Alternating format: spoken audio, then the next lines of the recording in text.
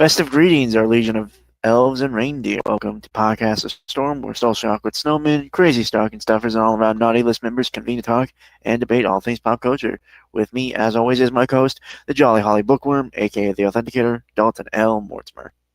Good evening, everyone. And I am your host slash Santa Claus Burglar, the brains from pop culture. How's everyone doing tonight? I am still kind of pissy because my family is so fucking Scrooge-coded right now. Okay, that is super. It's so weird how our lives. Speaking of your family, hmm it's so weird how our lives are like weirdly balanced. Because my family's doing fine on Christmas. We're actually starting to do Christmas shopping now. I actually bought some stuff earlier online, so.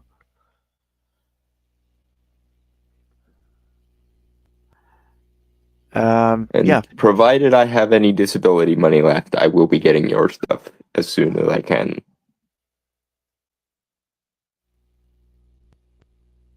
Do you need to close your door, or Why? it's just you're looking at it? Is all? I just thought you were thinking about closing the. No. Oh, okay. Is all right. So first off, want to apologize for last week. My computer and internet were being super weird. Not really sure what the cause was. Granted, my computer is very old. It's from 2009, so Yeah, you need to resolve that at some point. I'm working on it. It's taking some time because I got money. Okay, you know that. So,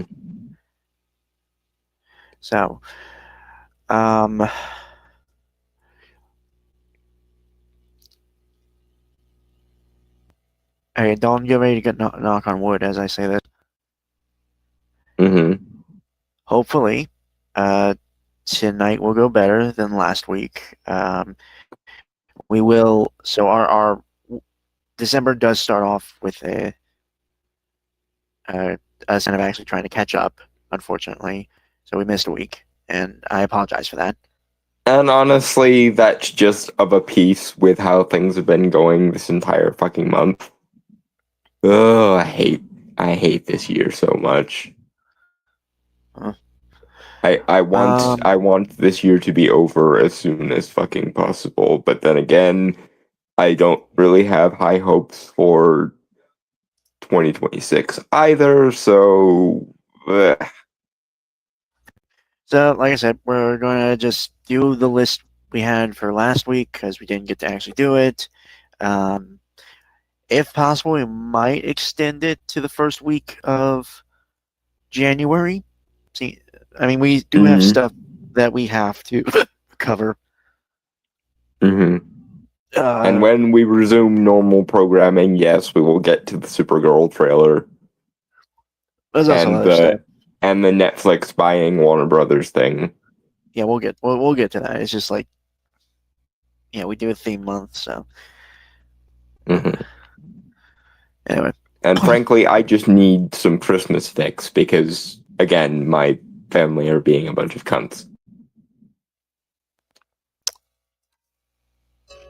I feel like that's a nice thing you call them.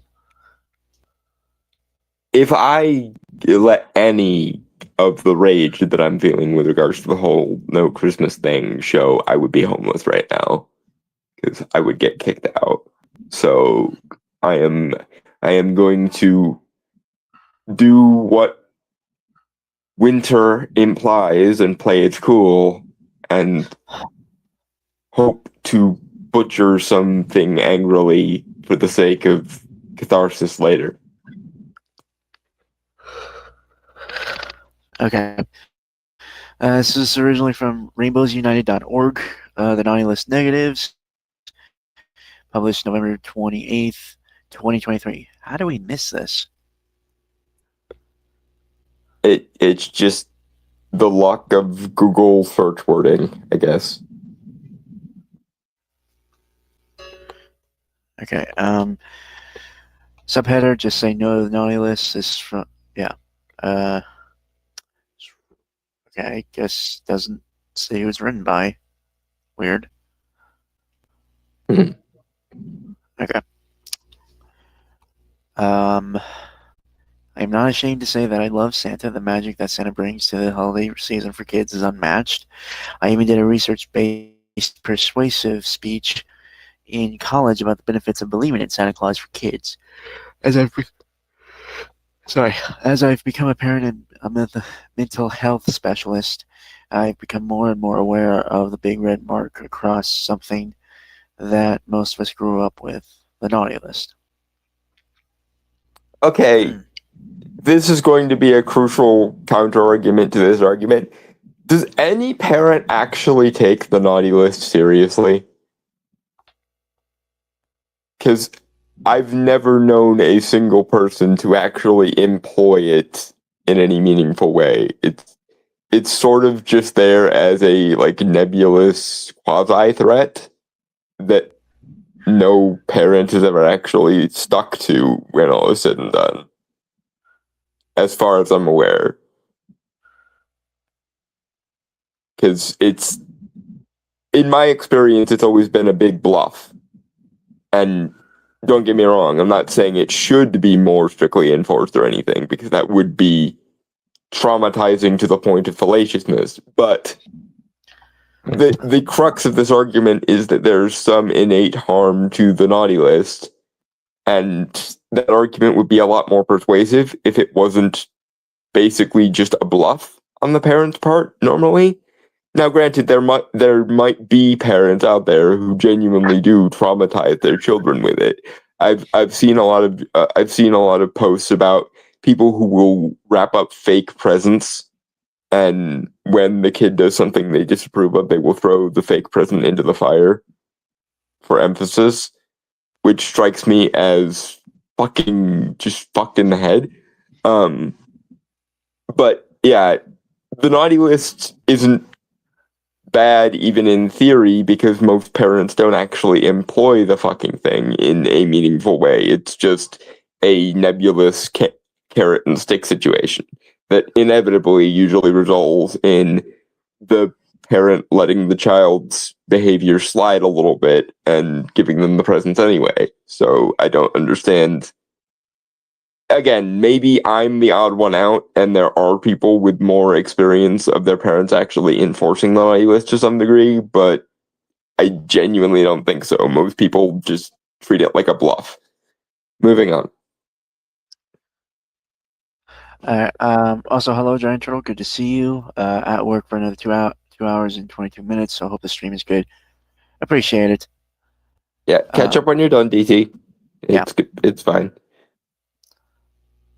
Anyway, moving on to the next portion of the article. Part of me is glad I have a first shift job. I mean, it's a pain in the ass, but I still got to do this. So, Guy, could you imagine us trying to do this in the morning while I have a second shift job? Yeah, that would. I mean, you'd be worse. Yeah, because I normally don't go to bed until like 6 a.m, so I'd probably just try to stay up all the way through, which would be a pain in the fucking ass par excellence. Anyway, moving on. Along with the joys that come with the holiday season and believing in Santa comes the highly feared naughty list. Parents all over have used the naughty list to manipulate children into having good behavior. Okay, I know you're going to say something to that, Don, but may I Yeah, go ahead. Okay. Go ahead. The naughty list, to my understanding, again, this has been my interpretation since I was a kid with it, right? Mm-hmm. It's meant to be of consequences for your actions to make you reflect on the bad things you do, like negative impact your existence has on the world, and when your name goes on the naughty list, effectively it's it's a way for you to learn and reflect. That's kind of the whole point. It is a punishment, like it's a consequence. Like, actions have consequences. So it's a set of standards. But again, and maybe this is just my selection bias here, but I've not known many parents who actually enforce the naughty list to any meaningful degree. Like, most of the time, it's just there as a bluff, and the kids will end up getting the presents anyway. Usually. Again, there are parents like the ones I just described who do the whole literal gaslighting their children thing, and those people are fucked in the head. But they're also the vast minority of people who engage in this. Also, like, even in movies and specials and stuff, the kind of bad behavior you have to do to actually get on the naughty list, like in terms of the like holiday movies and holiday specials and shit, short of being Kevin McAllister from Home Alone levels of shitty, most people's definitions of the naughty list aren't capable of being reached by most kids. Again, short of being like a Kevin McAllister style delinquent or little sociopath, which even when kids are getting into shenanigans, the shenanigans don't usually go far enough to warrant the naughty list by the like pop culture understanding of it, as far as I'm aware. Moving on. All right. Naughty list is a widely used threat against kids. I've heard in homes that I've worked in, as well as child care centers I've visited. If you act like that, you will be on the naughty list. It can be a seemingly quick fix for behaviors, but the negative effects outweigh the positives, with the naughty list and implying that the child is naughty or bad. Motherfucker, if they're being an unruly jackass, then yes, it's needed to be corrective. It needs to be standards and merit, goddamn. Yeah, like Brainstormer mentioned earlier, insofar as it is useful or used, it's used to prevent people from being destructive little sociopaths. And it is good to borrow a difference framing here. It is good that they know that the way they behave will have consequences. It's that relationship between power and responsibility again. If you act a certain way, that will entail negative consequences. And that is not a bad thing, especially given that quite a lot of kids are selfish little assholes. If they're young enough that they haven't yet learned better. And part of one of the mechanisms to get them to learn better is the naughty-nice dichotomy. And again, this is, mostly in theory because, as I said, most parents are permissive enough that they're not actually going to hold the kids' year-round behavior against them on Christmas morning. The psychologically manipulative punks notwithstanding. But it is, in general, in the abstract, good to equate behavior with standards and to introduce a concept of meritocracy. If you are a Kevin McAllister or Clarion the Witch Boy style sociopath, if you're fucking Artemis Fowl from the Artemis Fowl series, yeah, you do need to not be quite such a dick. And by the way, I'm speaking as someone who was very much a little dickhead with a chip on his shoulder for most of his childhood. Although my dickishness didn't really translate into overtly naughty behavior so much as it did being an isolationist little shit who didn't trust people and didn't really have friends. But that's neither here nor there. Also, you developed quite the smart mouth. Not until college, actually. So that surprises me. Genuinely. I did not swear until college. It wasn't about swearing. That was just like, you're a snarky bitch. I figured that was just your personality forever. I didn't really talk to most people because most people weren't worth talking to. that were my own age. I mostly hung out with adults. All right, so you had the attitude of Snarky Bitch, but not the voice of a Snarky Bitch. Got it. Well, again, I just didn't. Most people just aren't worth it, and I maintain this premise. Most people are just not worth the energy it takes. I'm just calling you a Snarky Bitch. Can we end the bit? Yes. Anyway, moving on. You always overcomplicate things, man. Come on. I cannot be any way but what I am.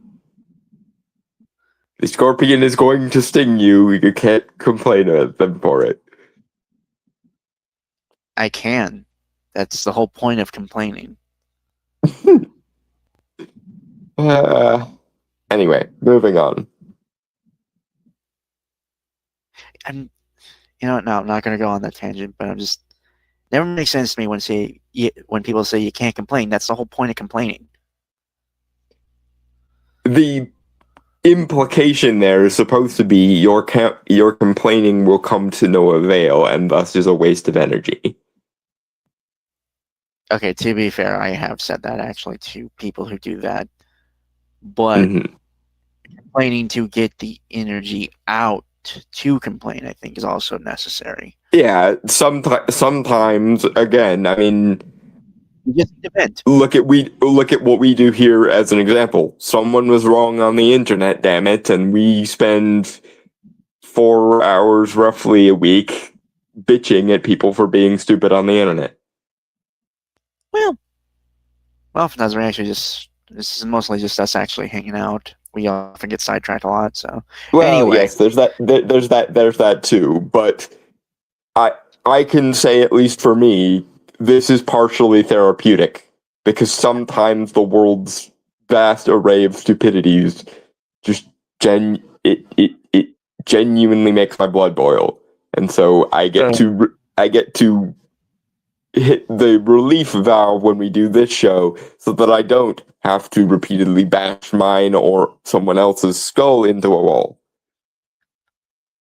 All right, ready to go? Ready? Yep. I am. God, work has killed my brain a bit. Anyway, when we tell kids they're going to be on the naughty list, we are threatening them. When we threaten children, we cause negative feelings of guilt, fear, and disappointment. Okay, second half. Sometimes negative feelings are warranted, though. Sometimes that is a natural consequence of behaving like a snarky little shit. If you behave like a Bart Simpson or a Kevin McAllister or an Artemis Fowl or hell on the extreme end, Macaulay Culkin's character from The Good Son or some shit. Go ahead.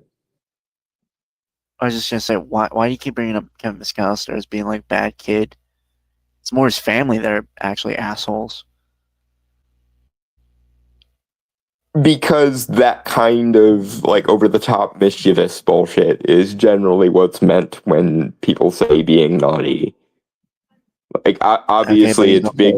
It's upped to a yes. Everyone in the McAllister family is an asshole, but that doesn't change the fact that Kevin is also an asshole. I've just never seen him as an asshole, though. I've always seen him as he's a likable asshole, but he's still a fucking asshole.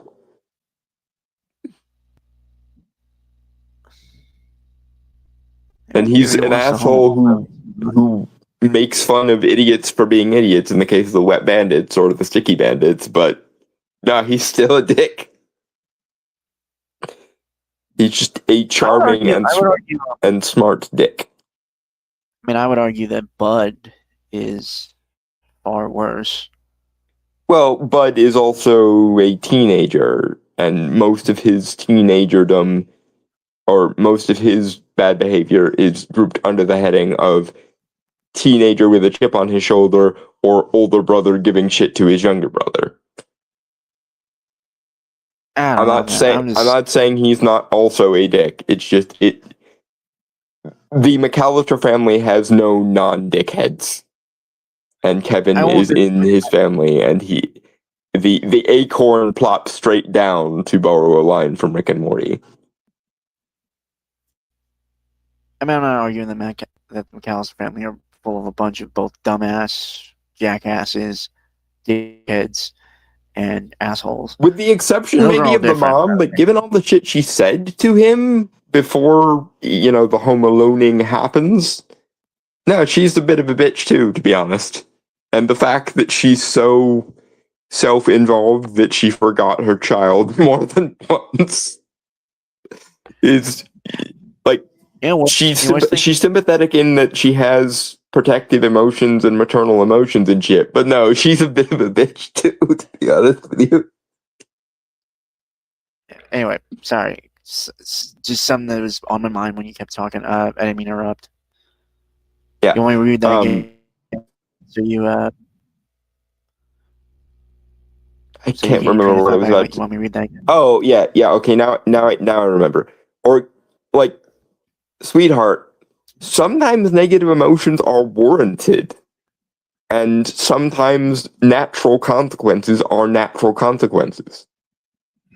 Like, you cannot be a Bart Simpson type. You cannot be a sadistic little sociopath, a la like Clarion the Witch Boy or Brandon Breyer from Brightburn.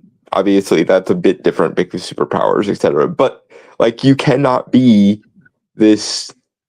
You can't be the kids from Charlie and the Chocolate Factory, Charlie notwithstanding. You can't be a Mike TV. You can't be a Veruca Salt. You can't be a Violet Beauregard and not expect that to have negative consequences for you.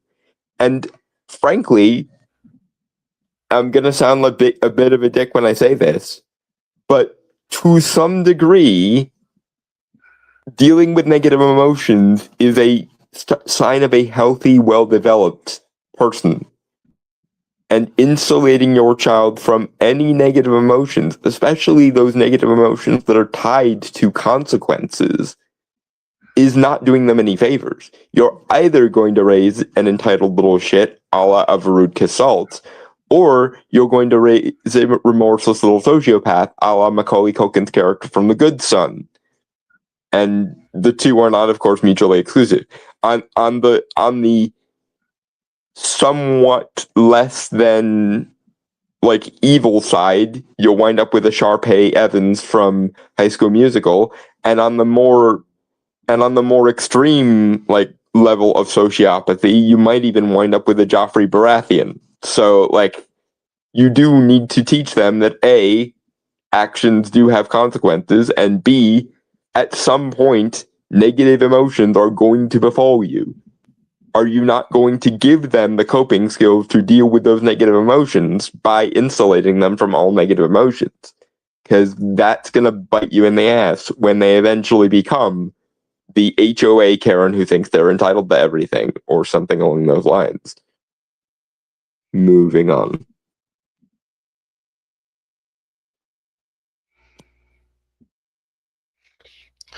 All right.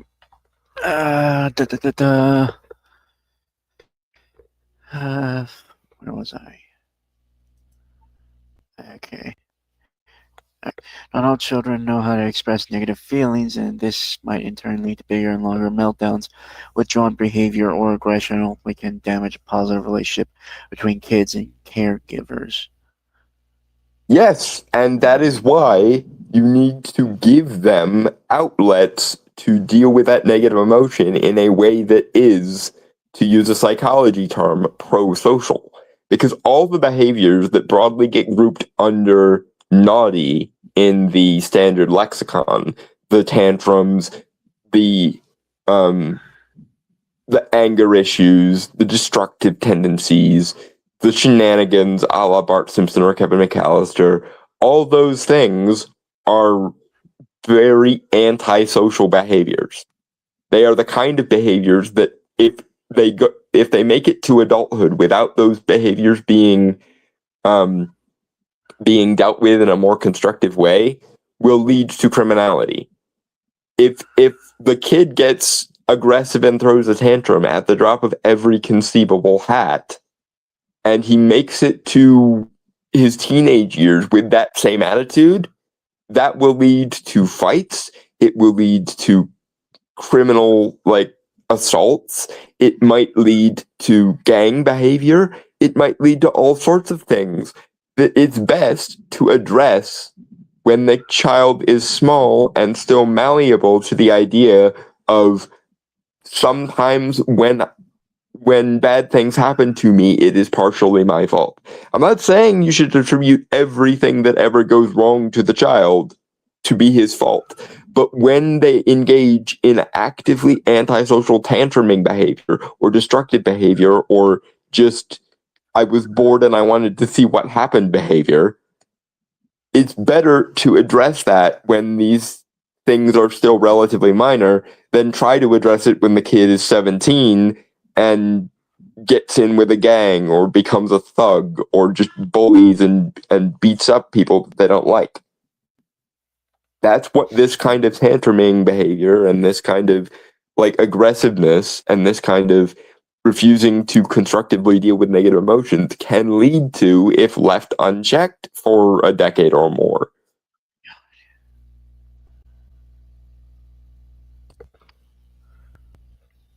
Moving on, unless you had anything to add to that. No, I just sorry, I got distracted. My phone went off, so I was just checking that real quick. Mm.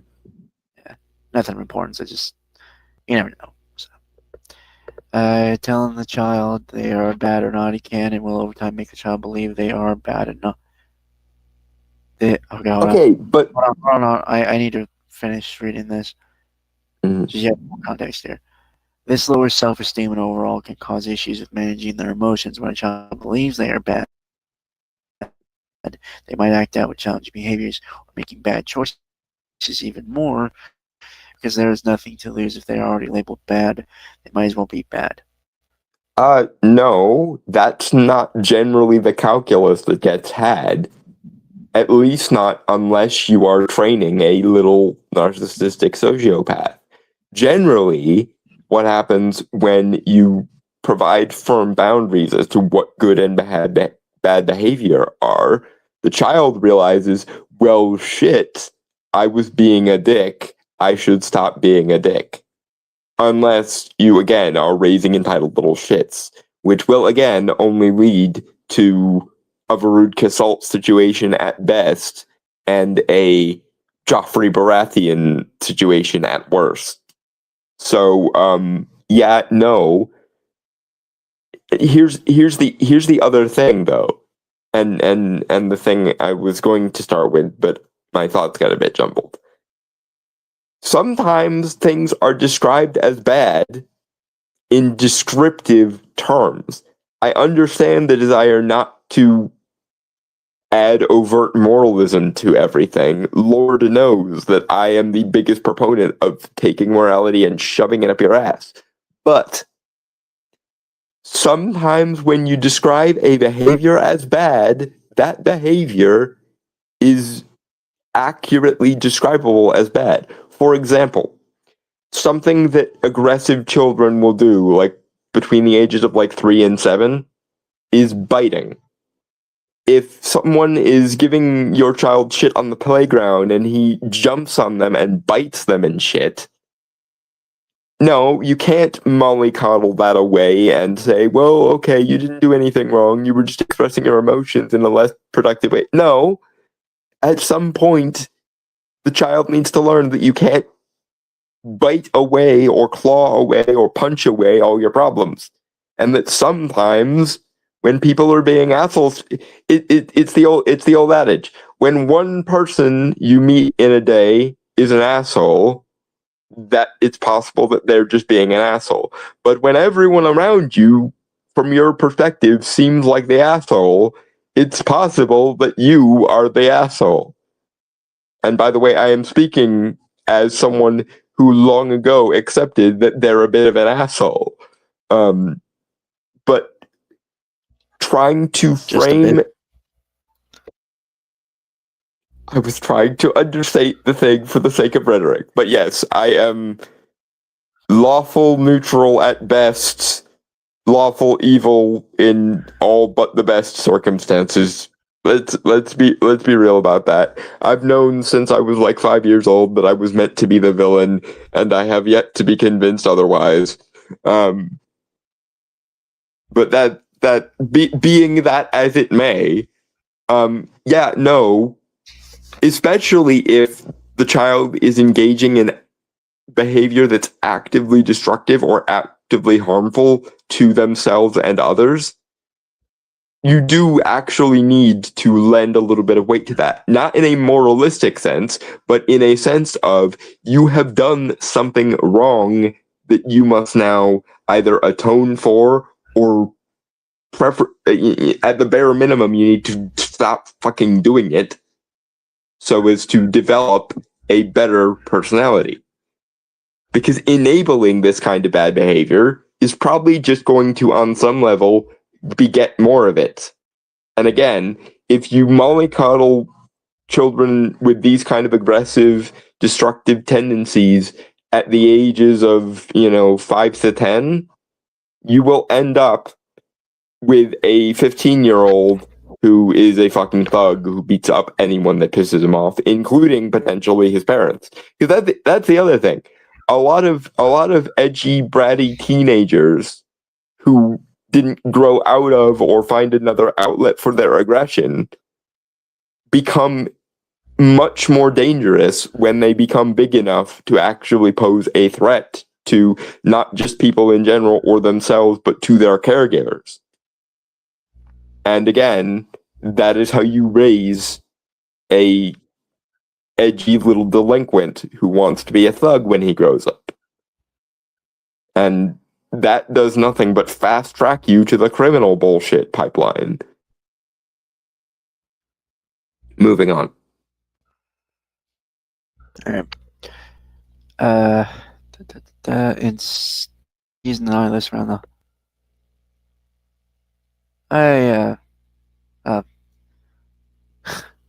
We're covering someone thinking the naughty list is an extreme thing to do for a child's psyche. Marissa Arts, or I guess Jonah.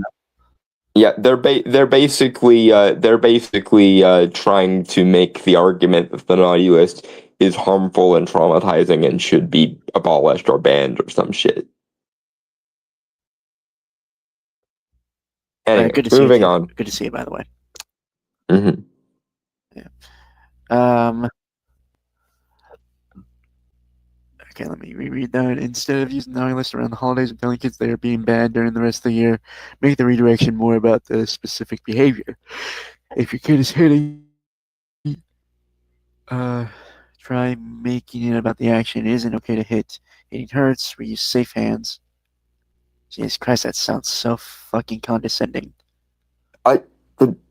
Yeah, it's obviously the specific behavior should also be decried, but I don't see what's wrong with grouping that kind of violent, destructive behavior under the heading of naughty, especially given that in at least some of these cases, we're dealing with someone who's, barely out of toddler status. Like, these sorts of nuance are all well and good, especially as the child gets older, like 7, 8, 9.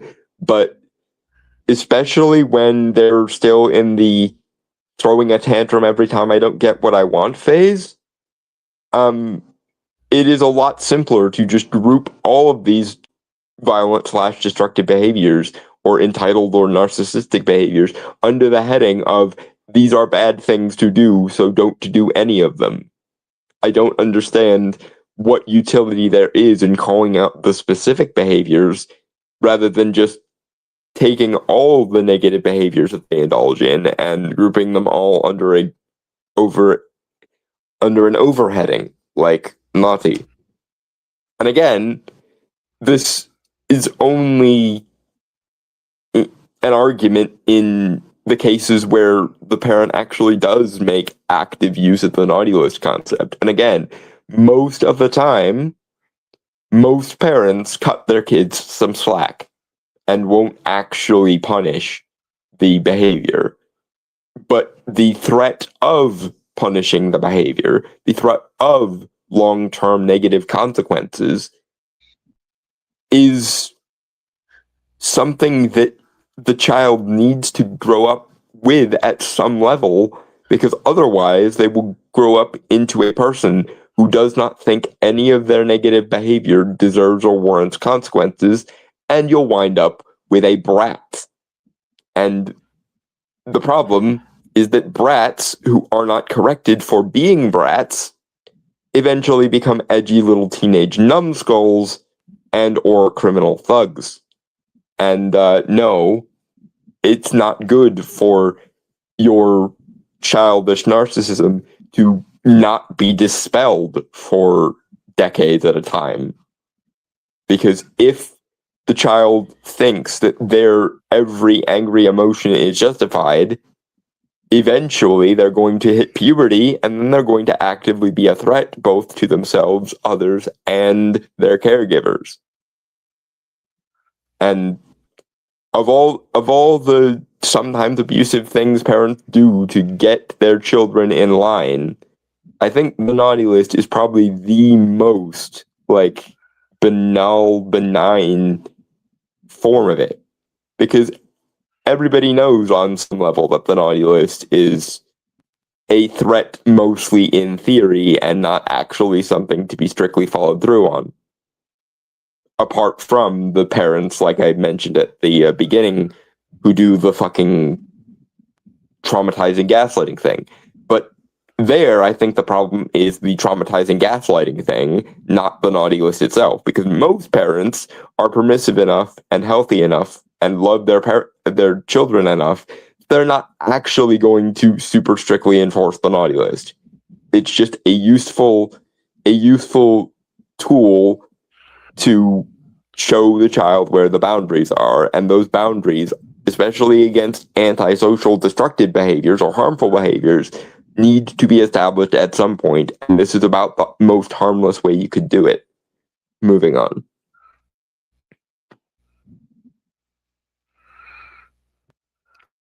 Okay.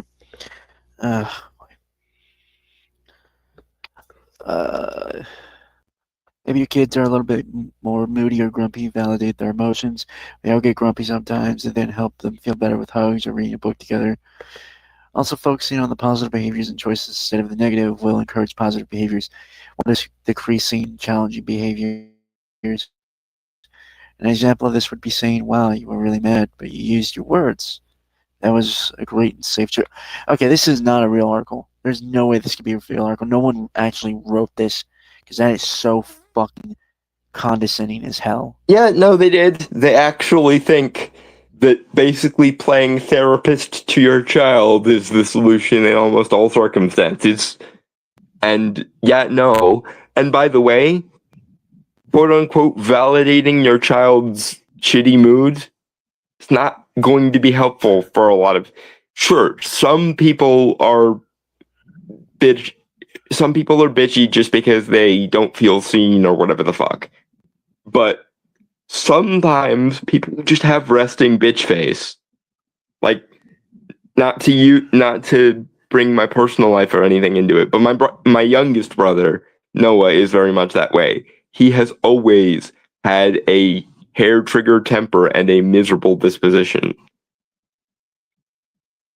And it wasn't helped by the fact that he was also the youngest child and therefore got away with a lot more shit than either I or my second youngest brother ever did.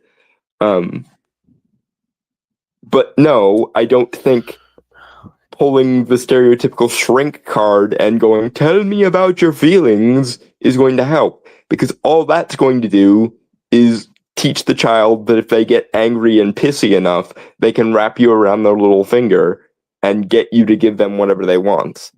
And that's not a healthy thing to teach a child. It's going to result in a level of narcissistic entitlement, which when they turn into teenagers will turn into edgy rebel behavior, and when they turn into adults may very well lead to criminal, harmful behaviors to them, other people, or even the caregivers. So yeah, no, playing shrink for children is not going to work for I would say the lion's share of children.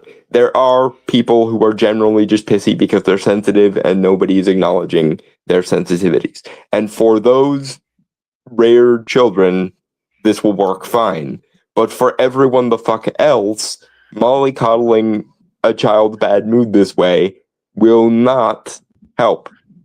By all means, try and figure out what they're pissy about. By all means, ask them about that. And by all means, don't shut them down if they try to tell you what's pissing them off. Because it's very possible that you can actually help this situation by ameliorating what's pissing them off. But some kids are not acting pissy or grumpy because of some deep-seated emotional bullshit.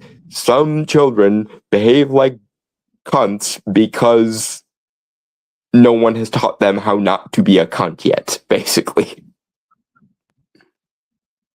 And this must be dealt with by teaching a child that you should not be a cunt. And the most G-rated possible version of that is naughty. Moving on.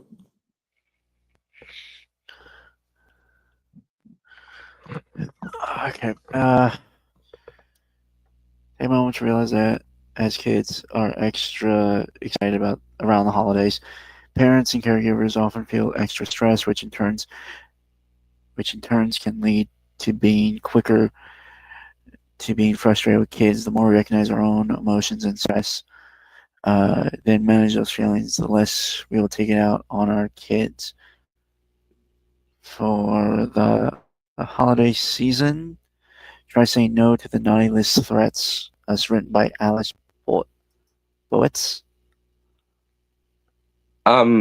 Yeah, no, I'm sorry, but again, that only is going to work for some of these aspects. Like, yes, by all means, don't take your bad day out on your children. A lot of children have the issues they have because someday randomly their parents snapped at them for reasons that had nothing to do at all with the child and everything to do with the fact that the parent was just having a bad day.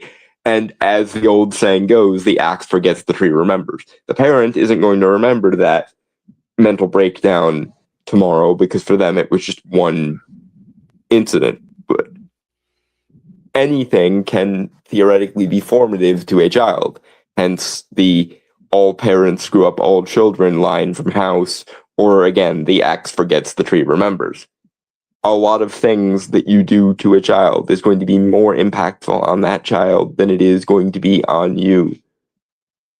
But even then, you can only take so much responsibility for not projecting your shit onto your child. If the child is actively being a harm to themselves, to others, or to your property, for example, like if they're smashing holes in the walls and shit, no, that's not on you necessarily. That is at least partially on the child, and therefore teaching them about boundaries and what boundaries they should not cross is fucking important. Moving on. All right. Yeah, I was waiting for it to load, so.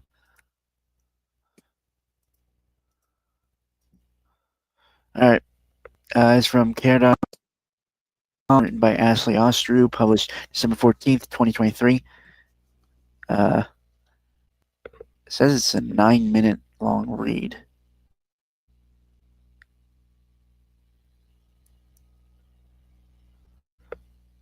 Is it time to rethink Santa's naughty or nice list? Experts say yes. Well, those experts still have to make an argument because I'm not listening to them just because they have the expert credentials beside their name. Make an argument or GTFO. Them's the breaks. The Santa's naughty or nice subheader. The Santa's naughty and nice list inspire good behavior, shame, and anxiety. Here's how to keep Christmas traditions for kids fun and healthy. It can do either of those things. And yes, if your child genuinely has something resembling anxiety, by all means address that in other ways. But again, some behaviors are simply because children haven't learned boundaries or empathy yet. They haven't learned that the world doesn't revolve around them and that their destructive, harmful behaviors should not be tolerated. And in such a case, it is useful to have a term for when they do things that are harmful to themselves or others that they should not be allowed to engage in indiscriminately because it will result in antisocial behaviors. And again, if you don't catch it now when it's in the larval stages, there is a possibility that it might metastasize into something a lot more edgy, thuggish, or criminal when the children are old enough to rebel. And again, if your child actually does have anxiety or actually does have some emotional issue that you can address by communicating with them with regards to it, by all means. But if your child is just, Bart Simpsoning or a Kevin McAllistering and actively destroying a bunch of shit, then no, you can't emotionally sensitivity your way out of that. You're going to have to teach them there are boundaries and behaviors and emotional outbursts that are not to be tolerated in polite society and should not be treated as a neutral thing, but should be treated as you have fucked up and you need to rectify that fuck up. Again, you don't need to phrase it quite that way, obviously, because children, but there are some things that just are not acceptable in almost any circumstance. And refusing to acknowledge and instill that knowledge of boundaries into your children will result in them being narcissistic little shits with anger issues that never get resolved. Moving on. All right. Santa Claus may be a jolly red harbinger of holiday cheer, but for many parents, he also serves another purpose, helping to keep kids' behaviors in line throughout the holiday season. For years, it's been a standard practice among families who celebrate Christmas to warn kids that Santa can see when they've been bad or good, and then will update the named on his naughty or nice list accordingly. But what impact does the threat of Santa's naughty or nice list actually have on kids? Data-centric discipline tactics might be as traditional as Christmas cookies at this point, but some experts warn that these tactics could inspire unintended anxiety and shame in kids. Instead, they're encouraging well-meaning parents to rethink the use of Santa-related threats. Here's what experts say parents should know about using Santa's naughty or nice list as a behavior tool, as well as some positive ways to reframe this holiday tradition and protect kids' mental. I'm going to have to see a very strong argument for this, because yes, while some children might act out because of some unresolved emotion or because of anxiety or because of shame, some children just need to learn where boundaries are, and boundaries necessarily require both a positive and a negative pole, essentially. Also, it must be said that I, for one, am interested in the fact that Krampus is making a sort of a foray into the Western world outside of Eastern Europe, and I do kind of enjoy that because it does actually allow for Santa to be made actually more benign and more benevolent. Because if the punishment of the naughty is left to another figure like Krampus, it makes it a lot more. It makes it probably a lot more nuanced. Anyway, moving on. All right. Thinking twice about Santa's naughty nice list. If you ask Chaz Lewis, a parent and coach who runs a popular TikTok account, Mr. Chaz, Santa's naughty list should become a relic of the past. In a recent video with nearly 3,000 views, he offers 4 reasons why he says the naughty list is outdated and harmful to kids. Okay, I'm not watching that. Here are Lewis's reasons why Santa's naughty list might do more harm than good. Parents should avoid labeling kids as good or bad. Labeling kids as unhelpful at best and psychologically harmful at worst. Lewis explains it constricts this human being into a box that is hard for them to break out of. Yeah, welcome to life. Everyone does that to everyone. Well, yes, but also some things are not identity labels, some things are descriptive. And again, the aggressive, tantruming, violent, destructive tendencies of some children when they get into the wrong mood can be accurately described as bad behavior. And again, if you don't do something to curtail that bad behavior, then that bad behavior is just going to fester and metastasize into something a lot worse. I'm not saying there are no positive solutions to some of this behavior. By all means, use the carrot and the stick. But saying that we should outlaw the stick entirely and leave kids with only the carrot is going to result in a lot of ego-inflating narcissism on the part of children that is going to turn into rebellious teenage angst when they reach that age, and might even turn into sluggish, bullyish criminal behavior when they reach older ages.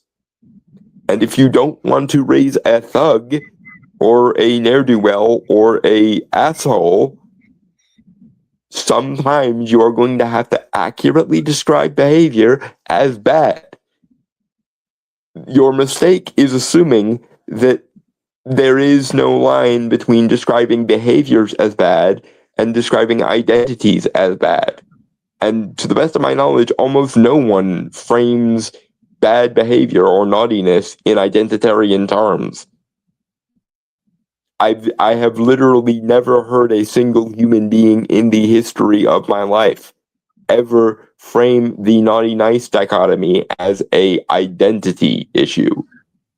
It's a descriptive term for behavior, and if that behavior is violent, destructive, or harmful enough, it should be curtailed. And again, not saying you can't also empathize, not saying you can't also be receptive to your children's reasoning or behaviors or whatever, but like using only the mollycoddling aspect and never having a hard line with which to enforce said boundaries might end up raising a narcissistic little shit. And if you don't want to raise a narcissistic little shit, then you should be even-handed. But even-handedness entails both being as nice and empathetic as you can be, but also entails letting the child know when their behavior or tantrums are beyond the pale. Because the implication in this article and the article previous seems to be that there are no children's behaviors that are beyond the pale. And I'm sorry, but that's not the case. My second youngest brother, when he was like 3 to 7 or so, was a destructive tantruming little shit. He regularly did do random things. Like this one time, he took a knife and scratched our refrigerator for no reason other than that he was bored. Or this one time, he and I were arguing over the TV remote, and so he took an elastic jump rope and beat me over the eyes with it. Now, Has he been some tested? of this... Has been tested. For? Anything. Not to the best of my knowledge. He grew out of this mischievous phase at some point. Like, today, he's one of the most responsible people I know, which I guess it's because he got all of the chaos and the mischief and the tantrums out at an early age. But we actually used to actively compare him to Kevin McAllister when he was a kid, because he would be that level of like mischievous dickhead.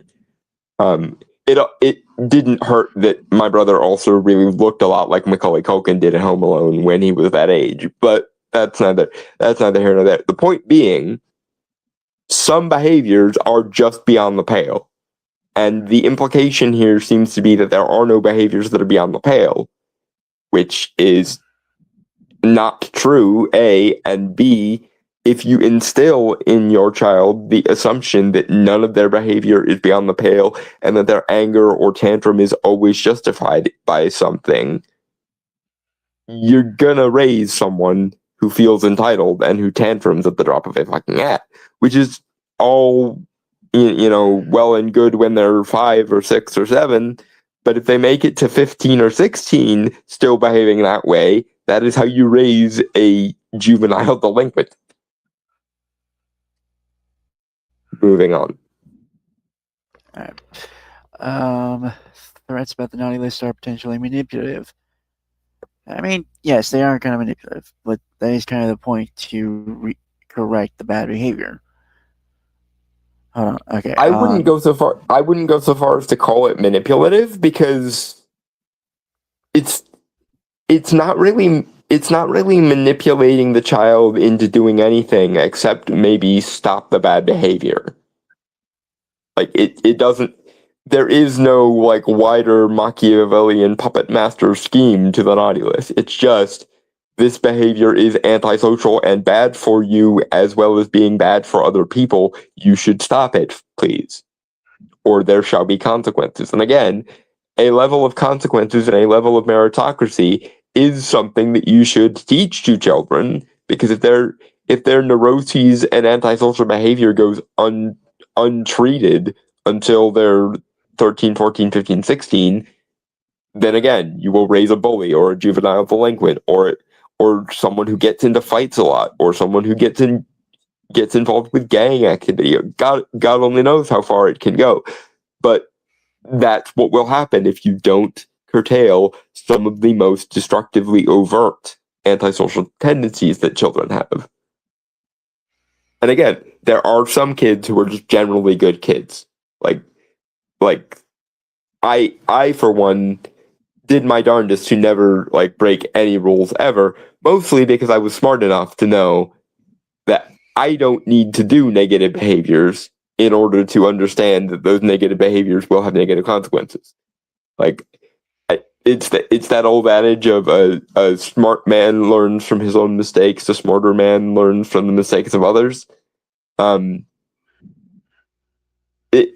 always kind of had a little bit of that.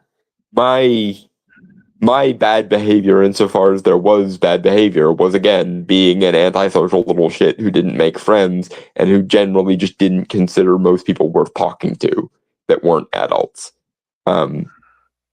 And I will own that does in fact make me an asshole to this day. But I didn't destroy property or harm anyone with most of my bad behavior. Most of my bad behavior was isolationist and bitter. My younger brother, though, as we just covered, did plenty of mischief for the lot of us there. I think myself and my youngest brother saw what happened to my middle brother and went, holy fucking shit, I'm not adding to this brush fire, basically. Moving on. Okay. Give me 1 sec.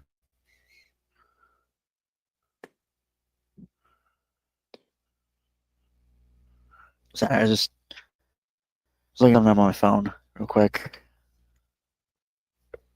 Okay.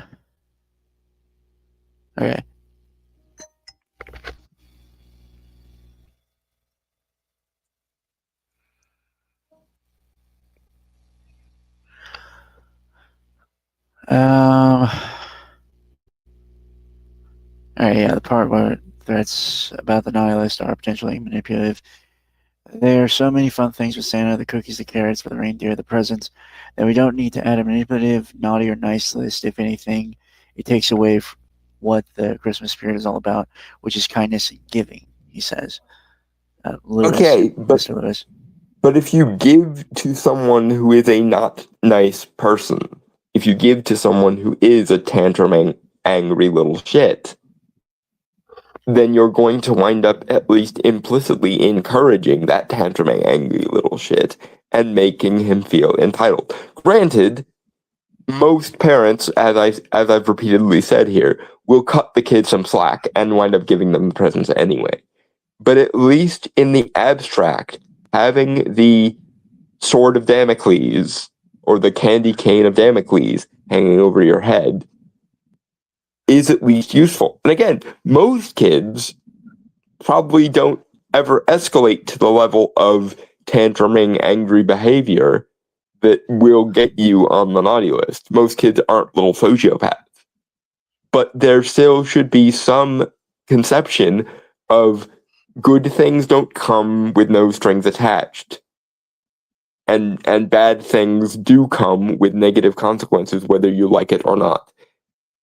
Doesn't mean you have to like spank the children or like smack the children or do any of that shit. There are other methods of punishment and there are other methods of engaging with your children. And some of that will be figuring out what's wrong with them from an emotional perspective and trying to find a better, more constructive way of dealing with that shit. But some of that behavior will not be. Some of that behavior is motivated by selfishness and a lack of empathy because children's brains aren't fully developed yet. And part of what lets them develop that kind of empathy is teaching them the relationship between action and consequence. Now, mind you, this is complicated because, as we all know, sometimes good people get bad things happen to them for no explicable reason, and sometimes bad people will, at least for a while, benefit from their bad behavior. But at least in an ideal abstract world, teaching them that there is some correlation between good actions result in good ends and bad actions result in bad ends is something that they're going to need, especially if they are the tantruming Joffrey Baratheon style kid. Which again, not every kid is. There are some kids who just don't break the rules because they don't have any inclination to, and they genuinely are as happy-go-lucky as parents could aspire to. But not every kid is like that. Moving on. You repeat yourself. Yeah, moving on. Santa's gift giving isn't always fair. What determines the amount of quality of the presents a child gets is not based off of their morality, it's based off the wealth of the family. Lewis says, if child thinks it only brings amazing gifts, hold on, then they might internalize the idea they are bad if they're from a lower income household. And hate to burst this bubble, you probably socialist twat, but most kids don't notice economics, really. Like, it doesn't occur to a lot of kids where they stand on the economic ladder, unless they're in extremely hard times, like the very, very, very poorest of kids, or if they're in extremely excessive times because their family is very, very wealthy. But most kids don't notice economics. It's simply just not a thing kids notice. Hello? Yeah.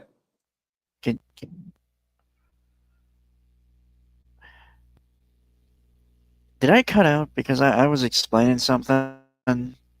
Or yes, you did. I did not hear what you were... Okay. Okay, damn it.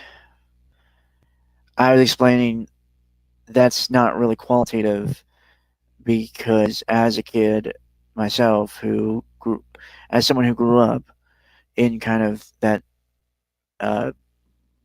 poverty line etching, like on the edge of that, I was just happy to get stuff, you know? Like that was kind of just all the thing that went in my head most of the time when Christmas came around.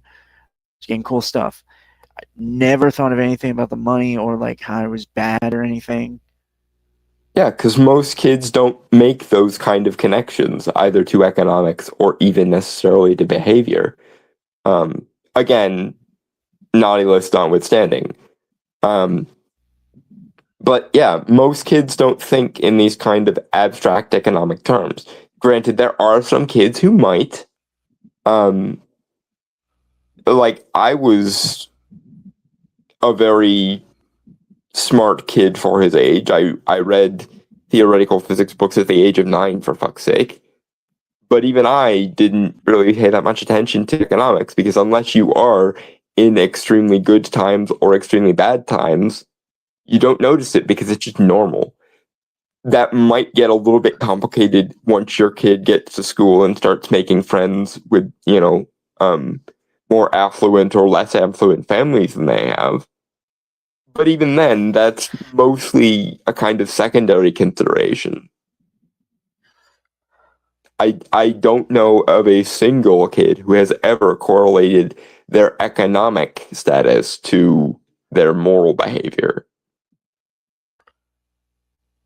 Moving on. Yep, moving on.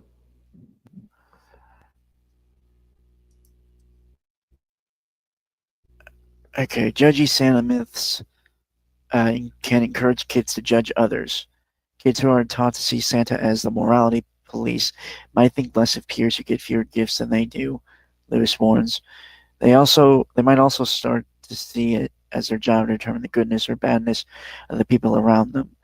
They'll be more likely to judge others as opposed to doing what the Christmas spirit is really about, which is giving and caring for others.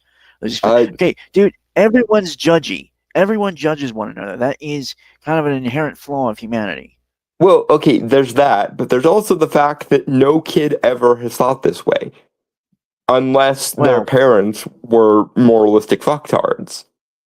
Like, unfortunately, sometimes, to use the Rick and Morty line again, the acorn plops straight down. So if a child is moralistic and judgy like that, I blame their parents a little bit. Being a moralistic twat is not something children are born doing. It is something that can be instilled in them if their parents are a bunch of Karens or Helen Lovejoy types. And to me, I think that's the bigger issue. It shouldn't be just, oh, the children are judging each other because of blah, blah, blah, blah. No, you should be asking yourself where they got that judgy bullshit from. And no, it's not from the concept of Santa, because there are plenty of children who don't consider that kind of moral judgment bullshit at any point in their lives. I've always been relatively hands-off with regards to morality, and my mother, God bless her, is part of the reason why. Like, she didn't really instill that kind of moralistic authoritarian judgment streak in me. And I'm very grateful for her not having done that. So instead of blaming the concept of Santa, which can change or alter itself based on what family is employing it, maybe you should be worrying about the parents, who are a bunch of Helen Lovejoy Karen types, who instill in their progeny the idea that you should morally grandstand and morally judge over people. And now I'm going to say something kind of mean. There's nothing that kids could get from the concept of Santa that a lot of them aren't already getting from their family's ideas of what God is. A lot of extremely authoritarian, moralistic, religious people do with God in adulthood what you are claiming children might be inspired to do because of Santa. There are people who literally think you cannot be a moral person without God, and therefore will judge people with any kind of different God beliefs than theirs. So, at best, assuming there is any validity to this conceit at all, which I'm not entirely willing to grant you, but assuming that this parallel of yours is in any way warranted, it's at best a symptom of a larger issue, which is people authoritarianly, morally grandstanding over other people, which again is not something children will do just out of the box. It is something that they are instilled with because it's very possible that their parents are moralistic, judgy cunts. And if a child is not already that way, or if their family isn't already that way, Santa isn't going to do it. Because, again, my mother was always a lot more free-thinking and permissive and small L libertarian about these kind of things. And therefore, I never thought to judge anyone else in relation to Santa or in relation to morality, unless and until some moralistic fucktard decided to start doing it to me. Moving on.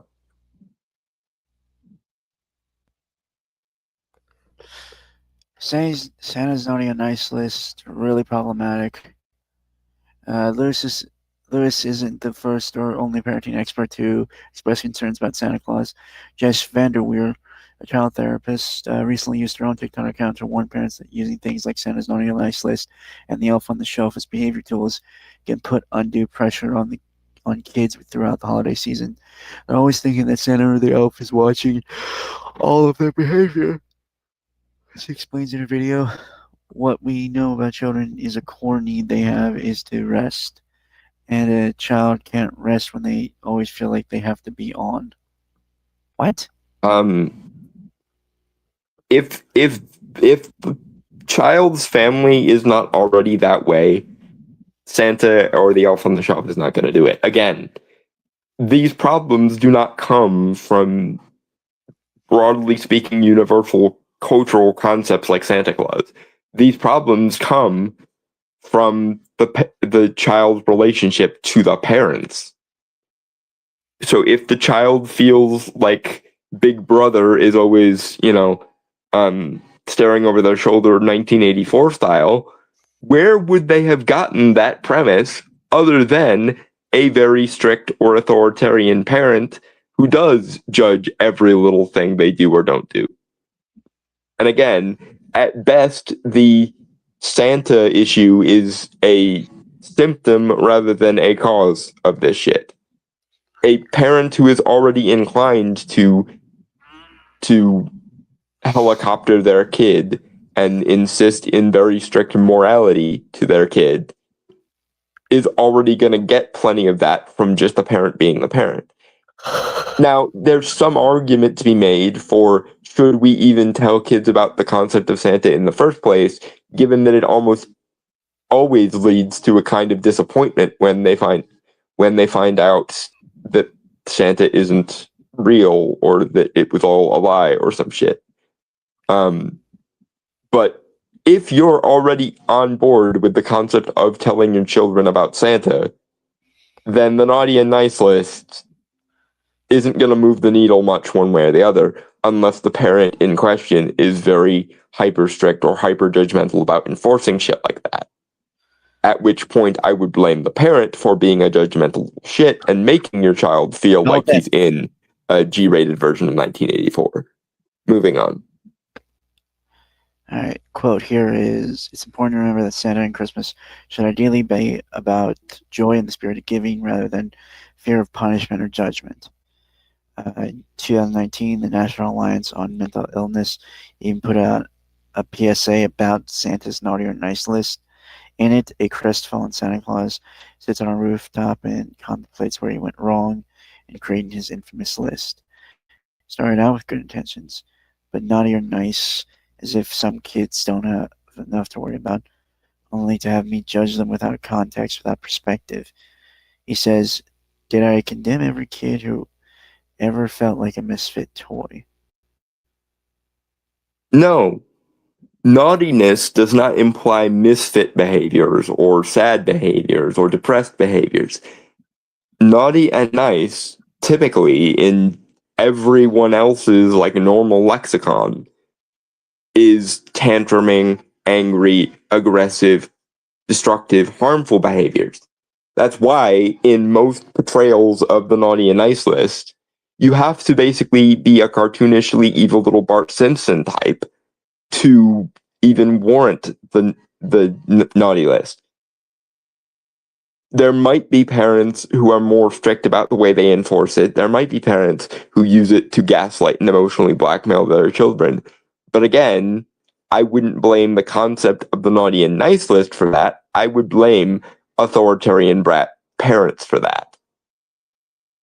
Because there are plenty of families and family units that can use the naughty and nice list in the way that we've been describing, and no harm, no foul shall occur.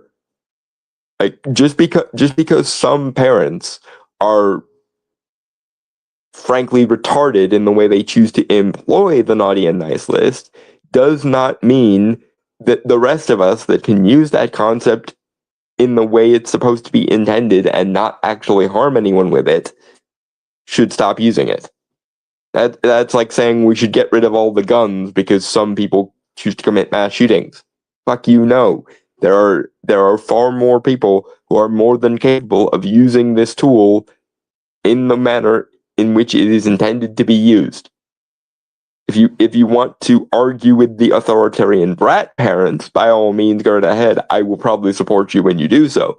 But you don't get to say we should just outlaw the concept of the naughty list altogether, because that's going to do nothing but create a bunch of little Napoleons who never learn that that actions have consequences or that behavior should have boundaries. Moving on.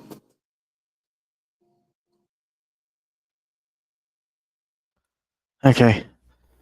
Give me a second. All right. Of course, not everyone agrees that Santa's naughty list is a source of harm.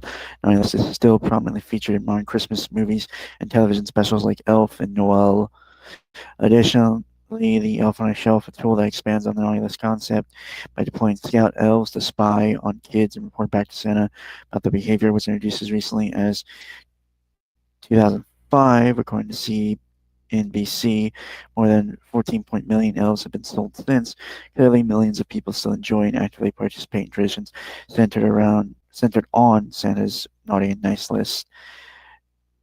Okay, I'm gonna be a bit of a dick again, but here's the thing: the Elf on the Shelf, as a concept, reports on anything the children do. So, at risk of sounding like a complete dick here, if the child is worried about their behavior, maybe they should focus more on what they know to be good behavior. Because if a child is only engaging in good behavior, then in theory at least, what's going to get reported to Santa, therefore, would be good behavior. And that means that, again, in theory, in the abstract, because conceptualization and blah, that good children will be better rewarded for their good behavior, and the only ones who have to fear from the elves snitching will be the children who know that they've done something wrong. And that's the thing. If the child is feeling guilty, that means they have begun to develop a sense of right and wrong. Guilt arises from when we know we've done something wrong, or we know we've done something that we shouldn't have done. And frankly, the child having an internal sense of there are certain things I should not do because they are bad or wrong is a good thing. It's a sign of healthy development of empathy and healthy development of long-term consequence understanding. So I don't really feel super bad about the idea that some children feel guilty about things they do, because that means they're developing a sense of right and wrong for themselves. Now, granted, again, if those children are over projecting negative behavior when they weren't doing anything wrong, or their parents have a very, very strict definition of what right and wrong are to the point that the child develops anxiety because it's over analyzing neutral behaviors as bad ones, that is something I blame the parents for. And again, much like the gun metaphor I said earlier, you shouldn't criminalize a behavior or a tool that everyone else can use just fine just because some people use it wrong. Moving on. Hey, don't. Mm-hmm. All right. I was gonna say again. I know, like, you kind of have to reiterate the point because they keep saying the same stupid shit over and over again. Mm-hmm. But a part of me does feel it's somewhat unnecessary to repeat yourself. Fair enough. Moving on.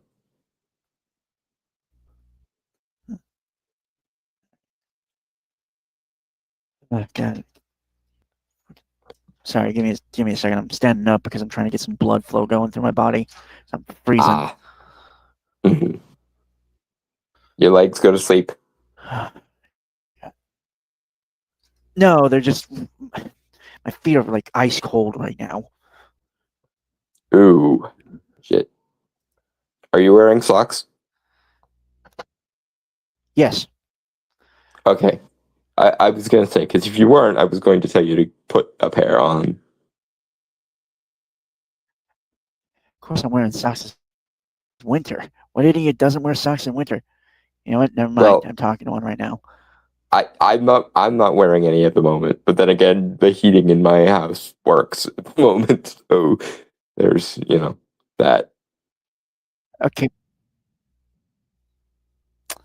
Okay, my fuck you. It's not possible to say how any single tradition will impact every child. Kids are different, and no two families celebrate Christmas in the exact same way. Daniel Rinaldi, a therapist and life coach, says that when introducing holiday traditions, it's important. Sorry, hold on. It's important to consider how young kids process information, what values you hope to teach through those traditions. Children at a young age are highly impressionable and lean into fear, shame, and anxiety, he says. Using Santa's list as a disciplinary tool seems like constant surveillance and conditional love for children. It's important to remember that Santa and Christmas should ideally be about joy and the spirit of giving rather than fear of punishment or judgment. Yeah, for the 100th time in this article, only if the parents and families in question use it that way. Only if the child in question is predisposed to being anxious. And again, I'm speaking as someone who probably for the majority of his life had an undiagnosed anxiety disorder that I didn't learn about until college, when I had kind of a mental breakdown that was neither here nor there. But yeah, there are some kids who will over-internalize punishment for bad behavior. And there are some parents who are overly strict or overly authoritarian in their definitions of these things. And they probably do instill a level of anxiety or shame into their children. But for the vast majority of people, they are more than capable of using these tools for the reasons and in the ways that they are intended to be used, and don't turn their children into little basket cases or subject them to a G-rated version of 1984. But as with the gun thing I mentioned previously, I'm not comfortable with the idea that we should get rid of guns just because some people don't know how to use them properly. And we shouldn't take away the concept of the naughty and nice list, because for the 80% of people who use it correctly, it's a useful tool that frankly does have utility. Again, establishing boundaries between good and bad behavior and teaching kids not to be narcissistic, tantruming little shits. If insofar as they need that lesson. And yeah, the kids who are generally nice kids and don't tend to break the rules on purpose probably don't even need the concept of the naughty and nice list explained to them, because they're good kids and they don't do things that the adults think are wrong. But there are, on the other side, not a lot of kids, but there's a significant portion of children who are tantruming, angry, edgy little shits. And some of that can be dealt with by being emotionally empathetic towards them and teaching them how to express their emotions, but not all of it can. Some of it needs to be taught because the kids have yet to develop a sense of right and wrong, or a sense of empathy, and therefore will narcissistically harm other people because they're not getting what they want. And that is a behavior that should be discouraged as gently and nuancedly as possible, but should still be encouraged to be discouraged, rather, I guess I should say. Moving on.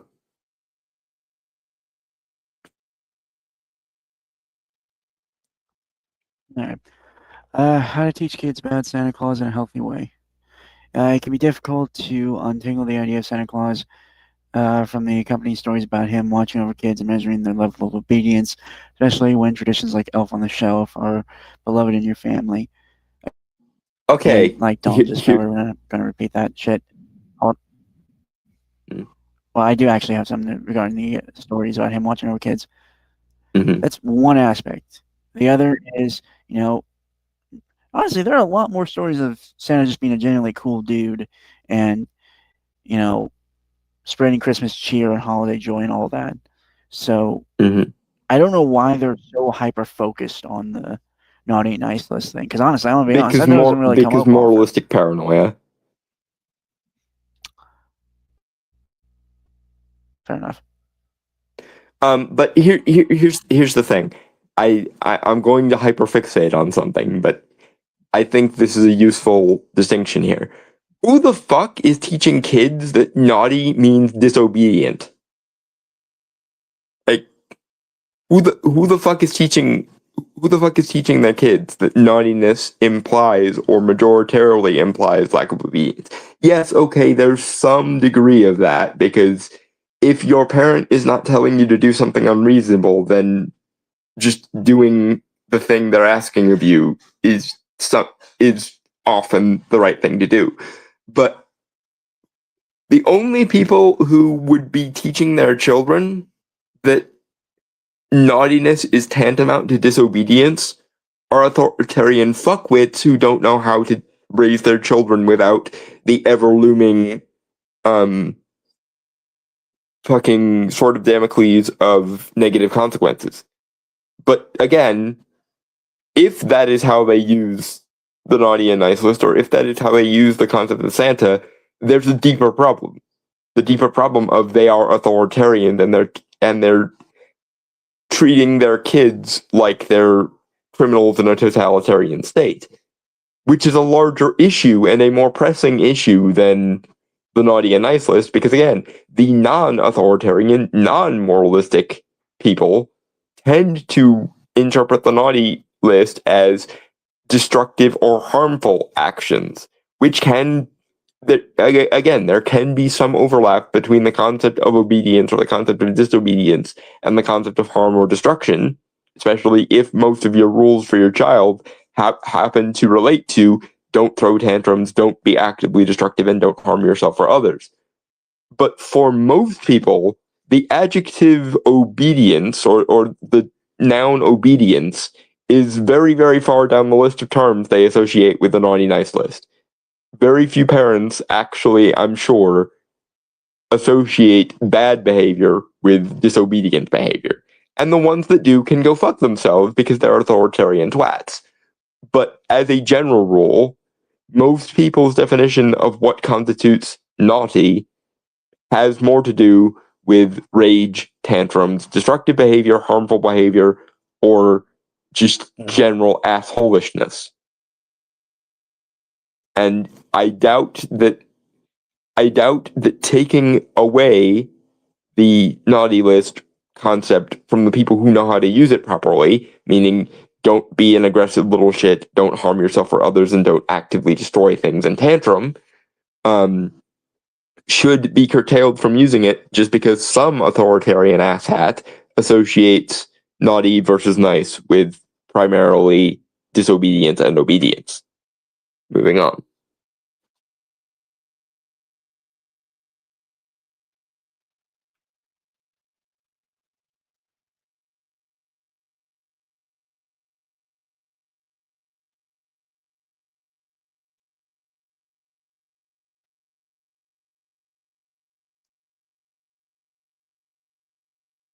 Brainstormer. I'm assuming he got up again. Oh shit! Sorry, I muted myself for a minute just because I was thinking I was drinking water and I didn't want that to get caught in mic. Ow. No slurping ASMR noises. Well. No, I didn't want to hear. It's a bottle and it crinkles every time, so I just didn't want you to hear that. It's one of those. Yeah, I hate the plastic crinkling sound. My cat loves it. Zephyr will attack anything that makes the crinkle noises. Like I was eating grapes out of like a cellophane bag earlier, and he when I took the grapes out of the bag, he just jumped on the bag and kept jumping on it the louder it crinkled. It was cute. Cute but chaotic. Right. Um. So yeah, I started talking, like I actually started reading, and Mm-hmm. Wah, wah, yeah. wah, wah. Okay. Nero Feliciano, cognitive psychotherapist, author, and host of the podcast All Things Life, recommends a balanced approach. What I usually tell parents is that you need to do what's best for your family depending on what types of kids you have. For some kids, for some kids, this is not an issue. They will always be on the nice list, and it's fun for them and for the family. However, I have seen this cause anxiety for kids who are not so sure if they're on that list. And the It ones is who are sorry, it's another. yeah. It's I think it goes with it. It's a quote from the same Mm-hmm. doctor. It's important to separate behavior from identity. We don't want kids to think of themselves as inherently naughty or not nice.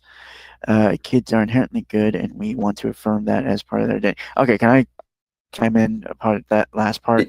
Yes, by all means, because I was about to jump on it too. Go ahead.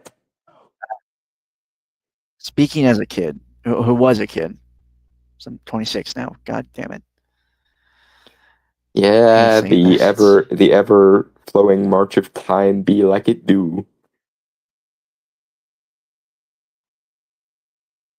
As someone who was a kid, most kids are inherently assholes.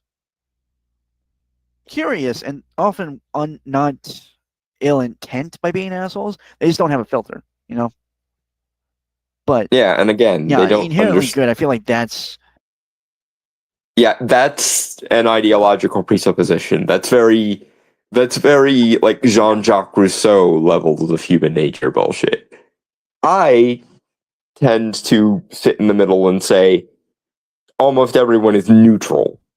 Like like kids are neither good nor bad because humans are neither good nor bad. That depends on their particulars, their particular nature, their particular nurture, their particular societies. Like, yeah, I'm not gonna make the blank slate argument because the blank slate argument is fucked. There are predispositions and predilections all through human nature, and as someone who very firmly believes that toying around with that nature is tantamount to one of the most existentially horrifying things it's possible for a human being to do to another human being. But no, kids are not inherently good or inherently bad. They are somewhere in the middle, like most of us.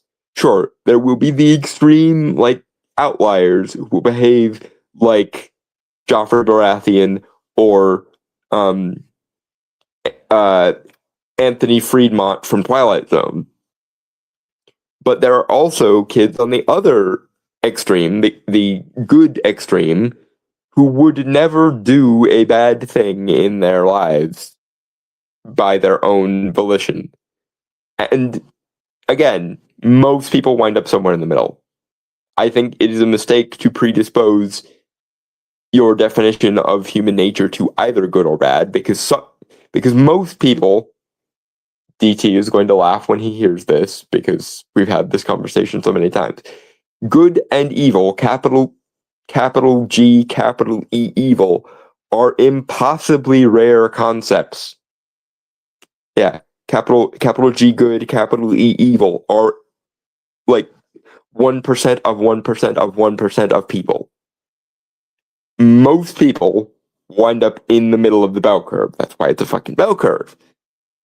And whether you're closer to the good end of the bell curve or the bad end of the bell curve is mostly a crapshoot narrowed by circumstance or the whole nature nurture dichotomy.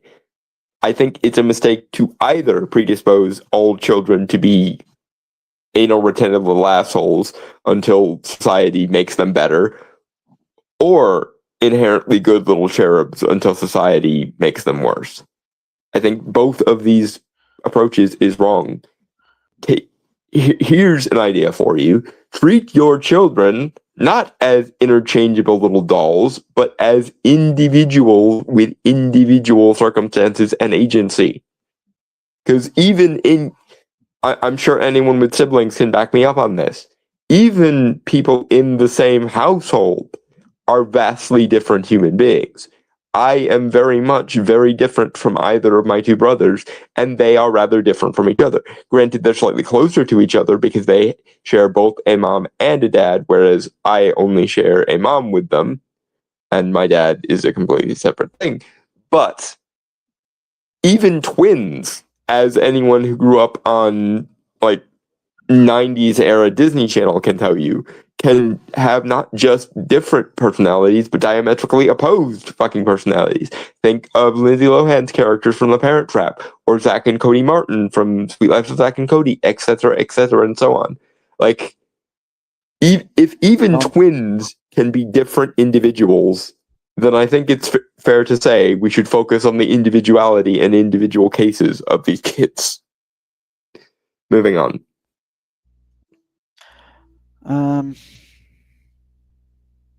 Okay, there's not much left.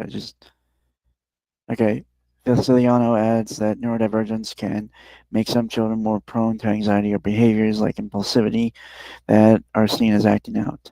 They may make great effort to be good or nice, but struggle inherently, she explains.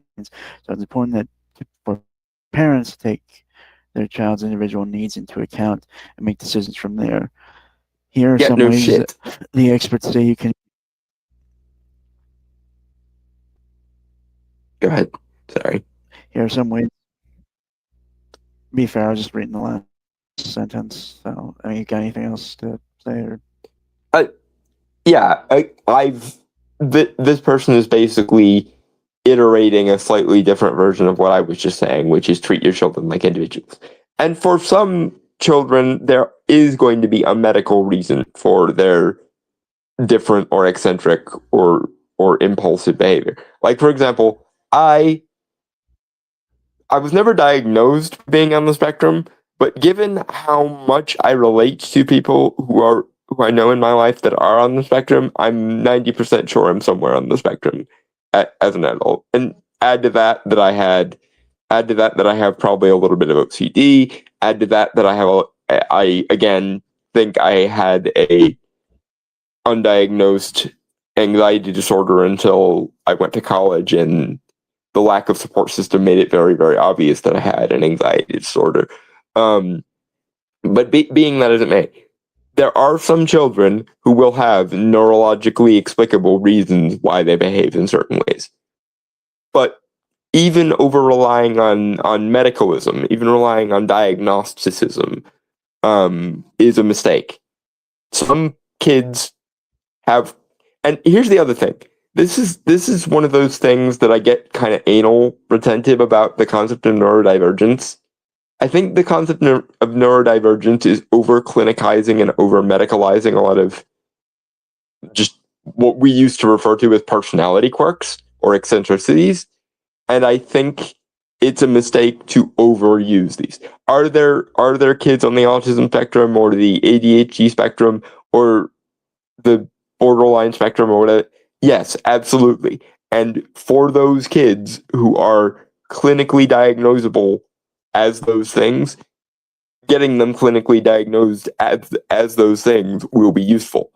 But trying to diagnosticize and medicalize every quirk your child has will just result in you not treating them as an individual, but as like an interchangeable part, an interchangeable list of diagnoses.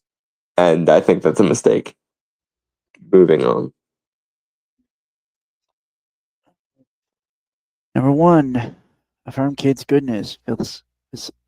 Feliciano Says it's necessary for parents to clarify that Santa's naughty and nice list are related to behavior and choices, not the inherent goodness of the child. It's important to Again, I circle must your. ask, Hold on. sorry, finish. It's just one last sentence. So, kids are inherently good, and we want to affirm that as part of their identity. Okay, go ahead. Okay, one, who the fuck is teaching their kids to internalize descriptive terms as identitarian ones? Therein lies a problem. And two, we just covered this. Capital G good and capital E evil are both exceptionally rare. Most people are in the middle of the bell curve somewhere. And so starting your premise with the like Rousseauian kids or people are good inherently and society fucks them up is an ideologically bullshit blind spot you have. Kids are neither good nor bad, just like people are neither good nor bad, generally speaking. Again, there's that 1% of 1% of 1% of 1% that might be in the capital G good or capital E evil part of the spectrum. But most of us live somewhere in the middle of the fucking bell curve. And so treating morality like an identity is fucked in and of itself, which I already just mentioned. But two, predisposing that your children are good is going to result in you mollycoddling people who genuinely do need to be disciplined. Just like assuming your children are evil by default will probably result in you being an authoritarian disciplinarian to a kid who's just a kid. So the sensible solution is to assume a certain level of neutrality. Obviously, they're going to exist somewhere on the bell curve, so they will be closer to good or evil or neutral somewhere in the middle. But that can be resolved by point number two, focusing on them as individuals and not as demographics. For the love of all that for the love of all that is holy and unholy and variously holy. Like, treat your children as individuals. Do not try to treat them as children TM. And that will probably result in you having a much more stable relationship with them, because you will remind yourself that they're not your property. They're not your mini-me's. They're not your robots. They are individual humans who will have their own individual humanity to be dealing with.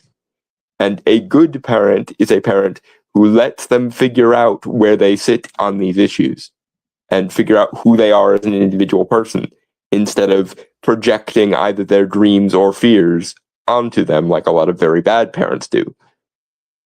Moving on.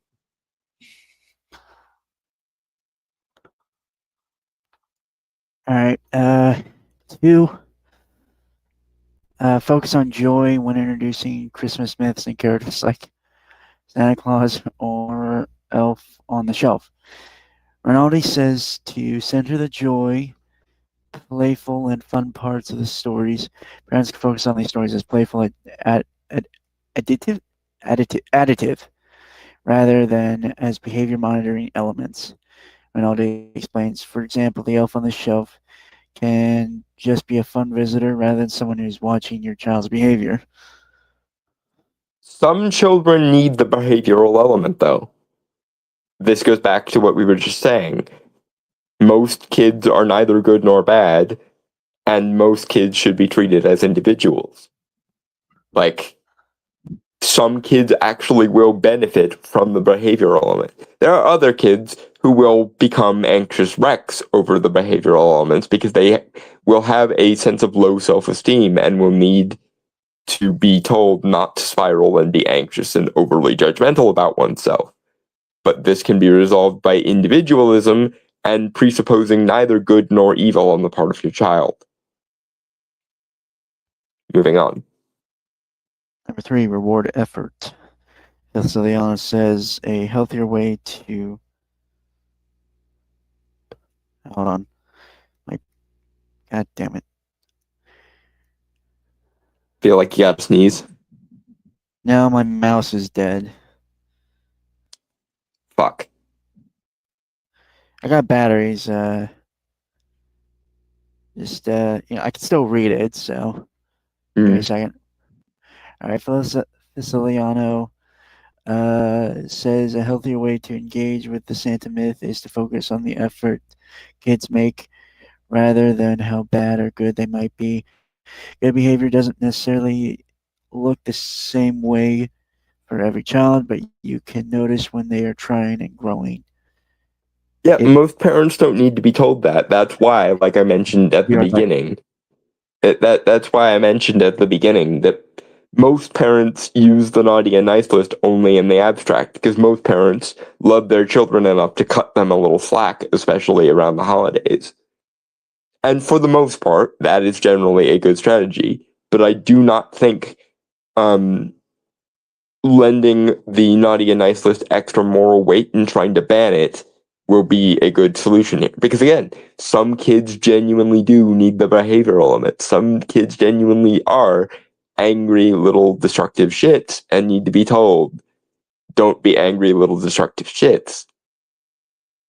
And yeah, again, I agree with the rewarding effort thing, but most parents just do that sort of automatically anyway, which is why most parents tend to use the naughty list only in the abstract and tend to basically all but ignore it when it comes time for the actual present portion of the conversation.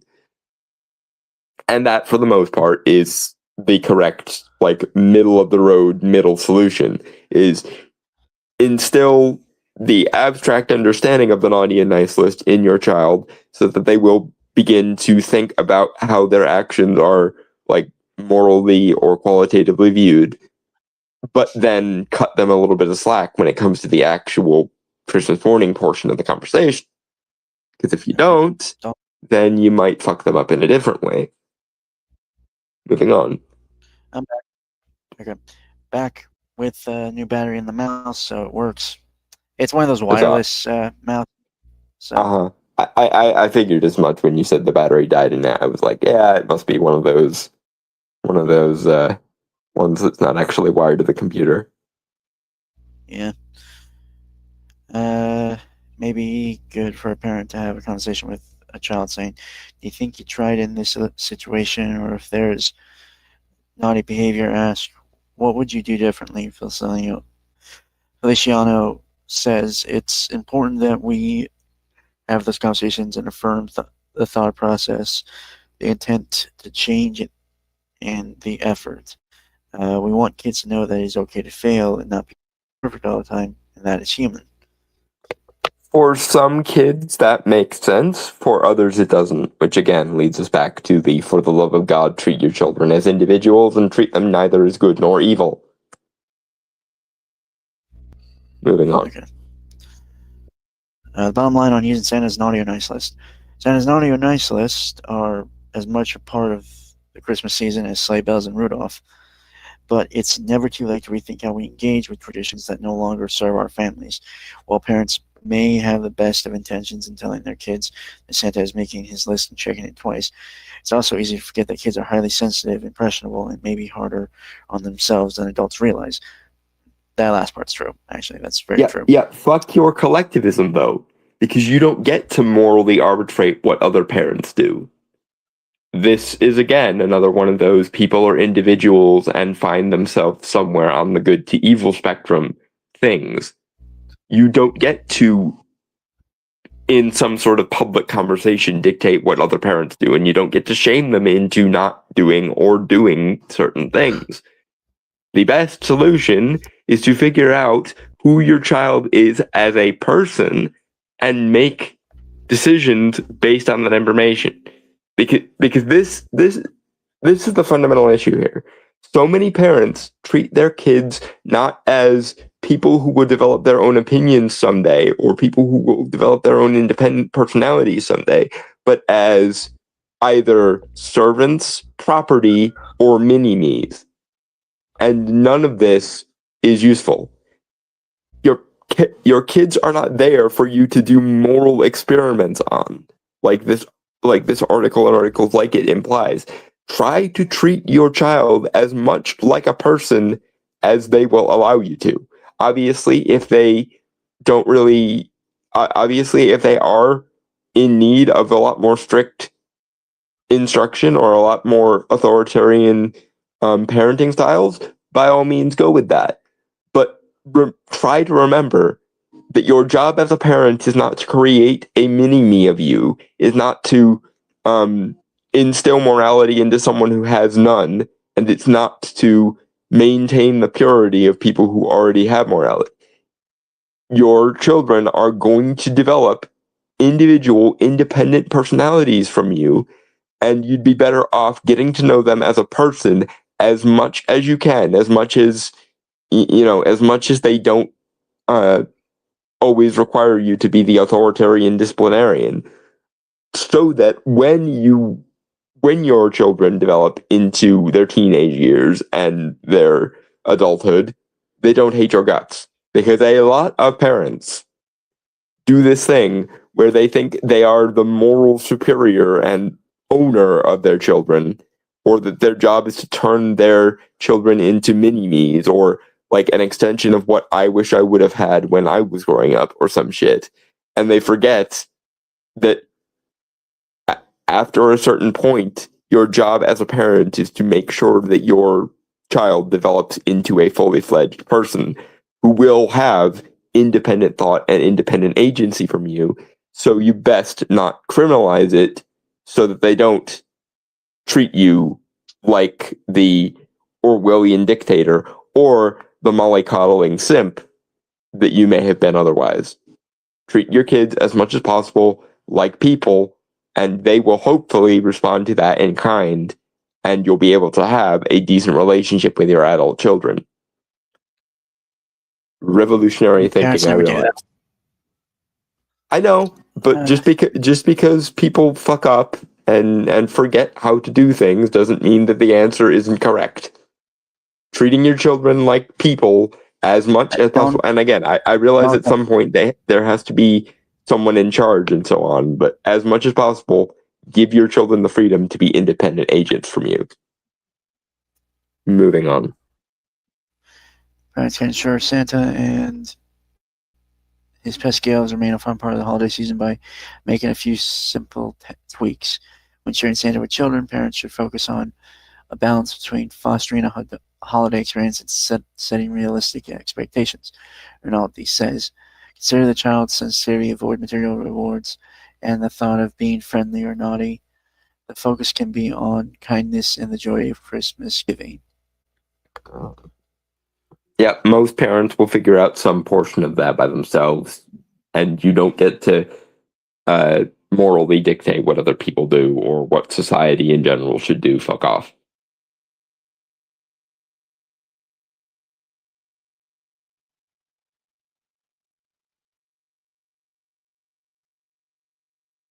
Just setting up next thing. Give me a minute.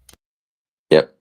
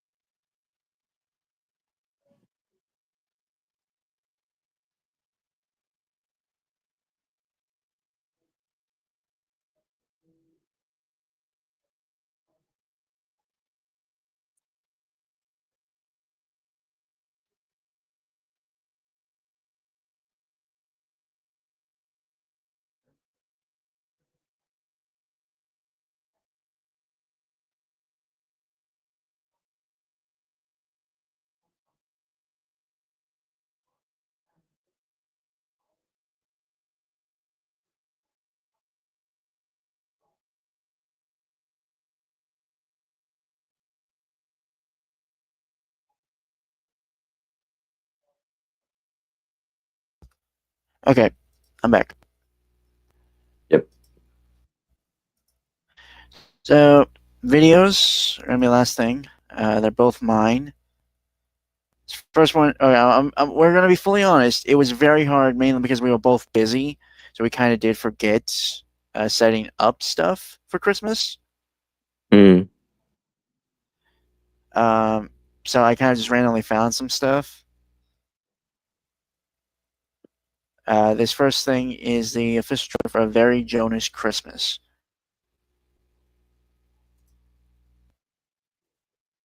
Starring the Jonas Brothers. If anyone remembers who those guys are. I know who they are, but they were very much after my time. I think they're more of a Zoomer thing than a millennial thing. Like I have loose memories of them. Like I remember when Meet the Robinsons came out, and they did a song called "The Year 3000." I remember that. I remember when they re-released "The Little Mermaid" from the Disney Vault, and the Jonas Brothers did a version of "Poor Unfortunate Souls." But I just don't have I don't have any skin in the game with regards to the Jonas Brothers. They were like I say, after my time. I have very loose memories of them when they were very first starting out, but I don't really remember much of them.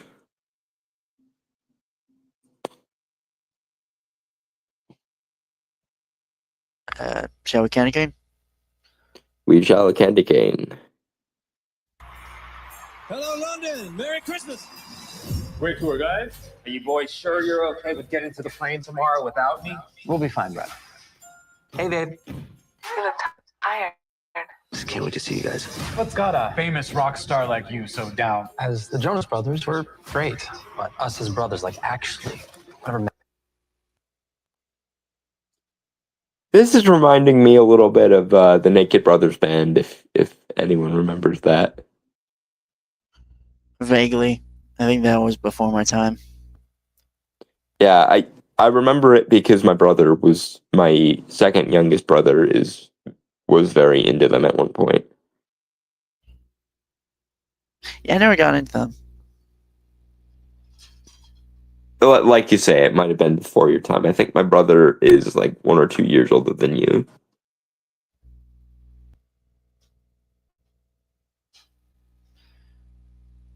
Okay. I remember watching like some stuff, but I never like remember anything of them. Kind of similar with the Jonas Brothers, mainly because I remember like seeing stuff that they were in when they were part of Disney Channel. Mm. You know, like Camp Rock. Their own series. I remember them guest starring on Hannah Montana once, I think. That I think also Stunning with a Chance. Remember that movie? I remember that. I like that. I remember Stunning with a Chance. I did not realize there was a Jonas Brothers episode. Maybe, I don't know. I can't remember. It's been a long time.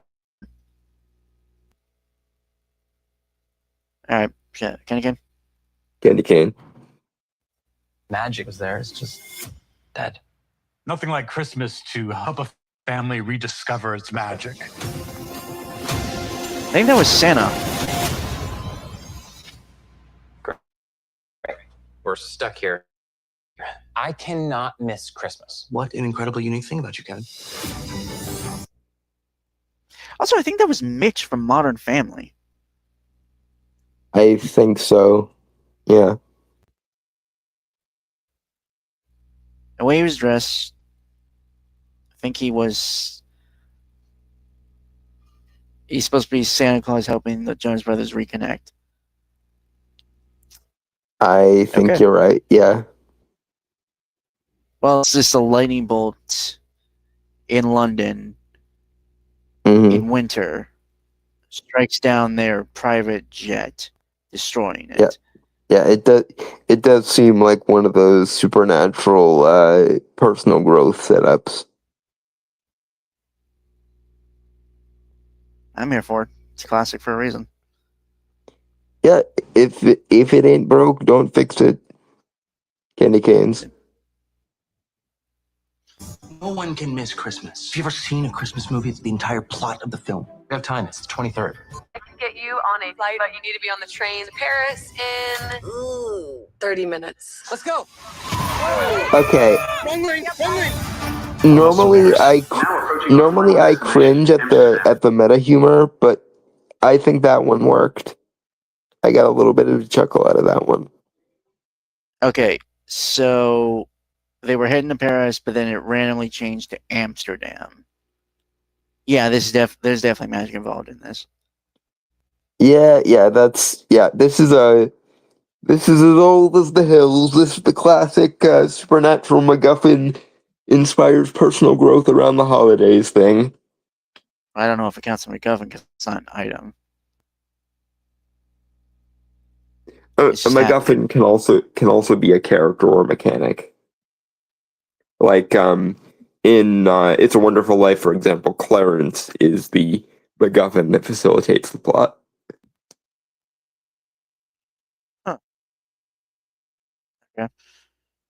Okay. Candy canes. What? Way to go, Nick. Okay, how is this my fault? What the hell? Lock the door. It's just 2 pieces of string. Tie it tight. Tie it tighter. I bumped into Lucy Chen. We had a connection. How many connections have you had this month? Joe can't count that high. You lost all 3 of your passports? Joe lost them. Stop! No, Nick, what are you doing? Getting us home.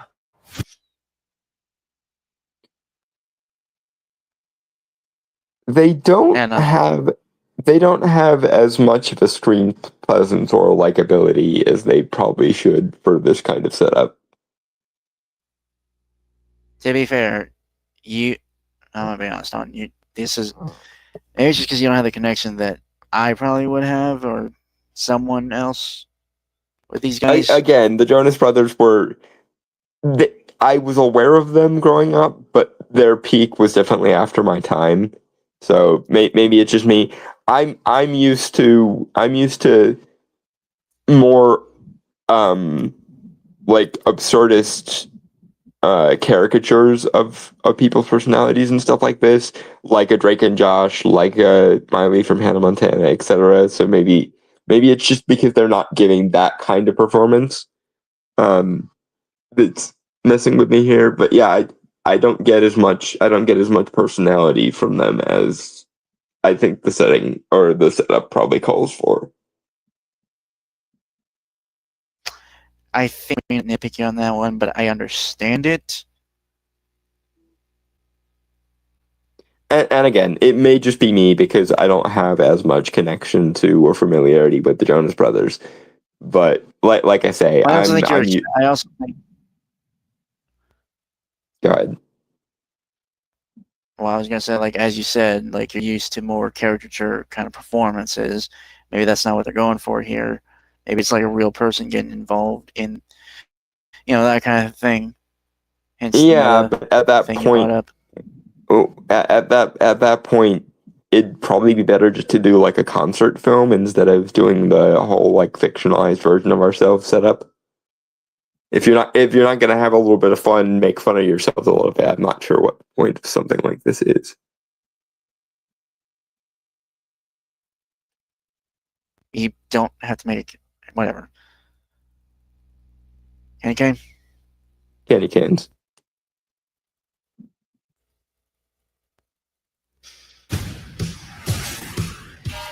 Nothing works. Guys, I've got this. I know Glenn Powell from Top Gun. I saw this on Bear Grylls once. You just gotta be really loud. No, dude, it's quiet. No, it's loud. Be loud. So which one is it? Loud.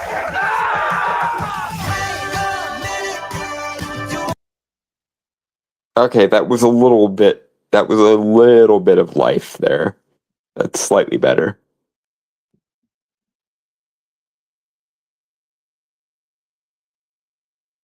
Okay, I just gave you an eye roll. I want you to know that.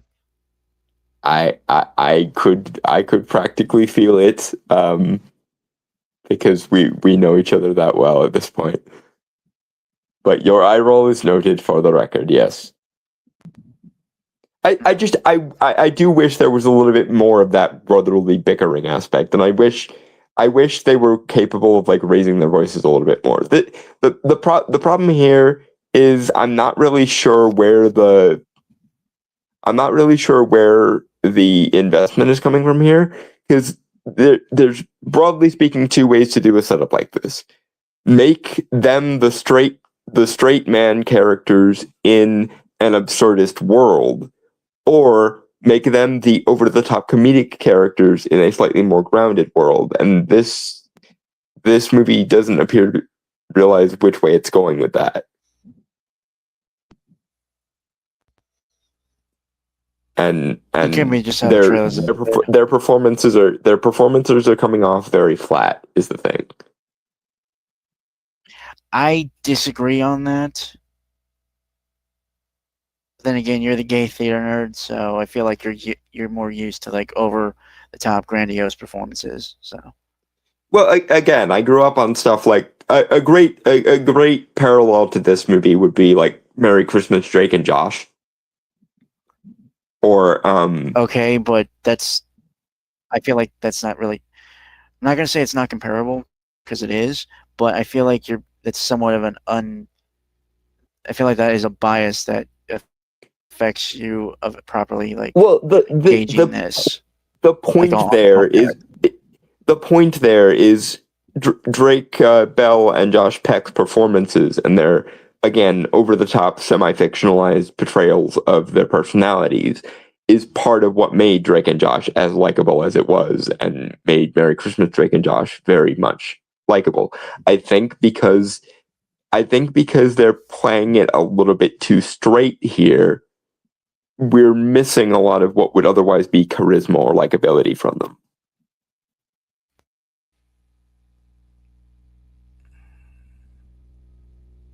I'm not sure I agree with you on that one, but regardless, Candy Cane. Candy Canes. We're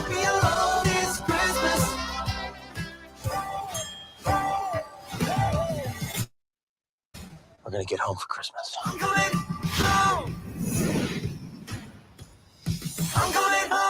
Oh, it's already out. It came out November 14th.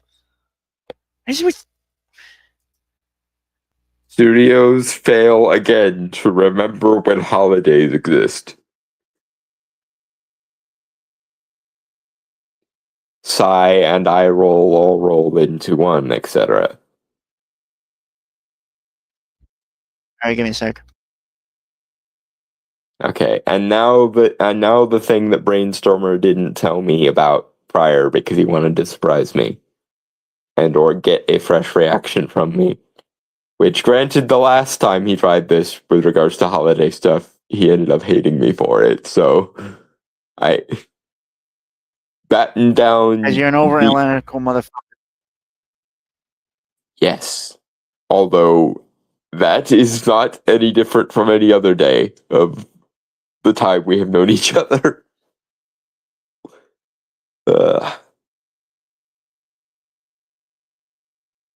Okay, give me 1 second. Still like loading and stuff. Yep.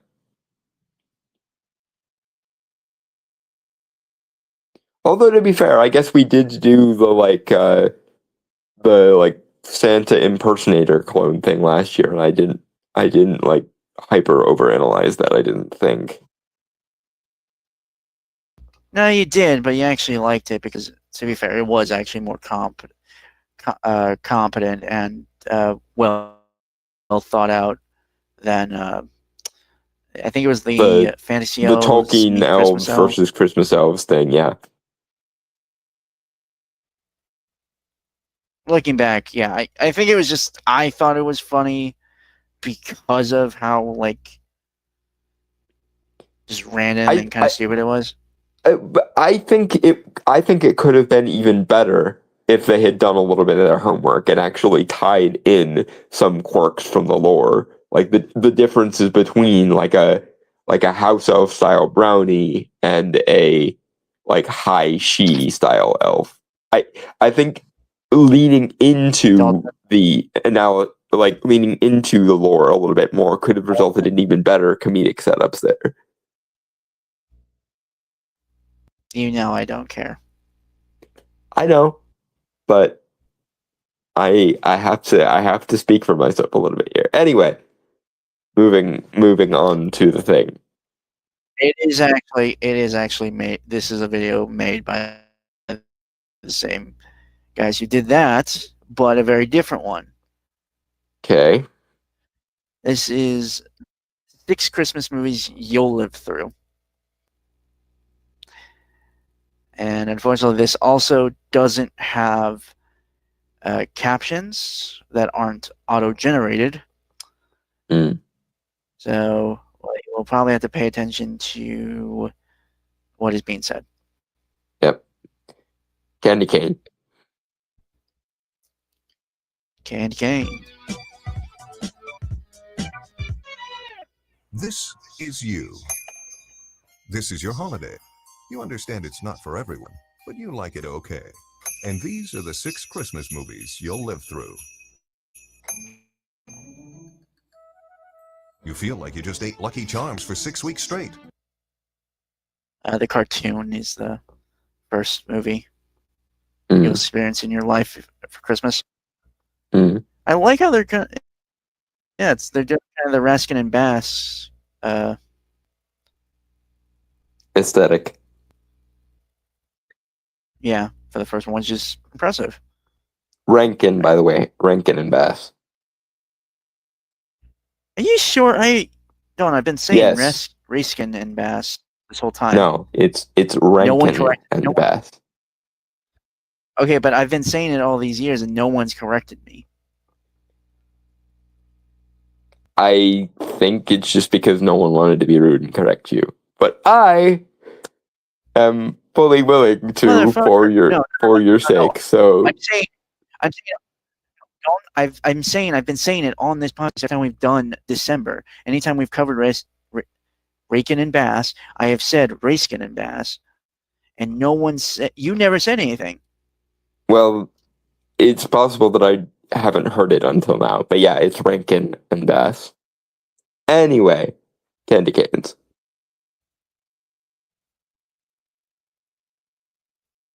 Okay, that's on you. That is for shame. Yes, I apologize for being tardy to the attempt to save you from yourself, but better late than never, as the saying goes.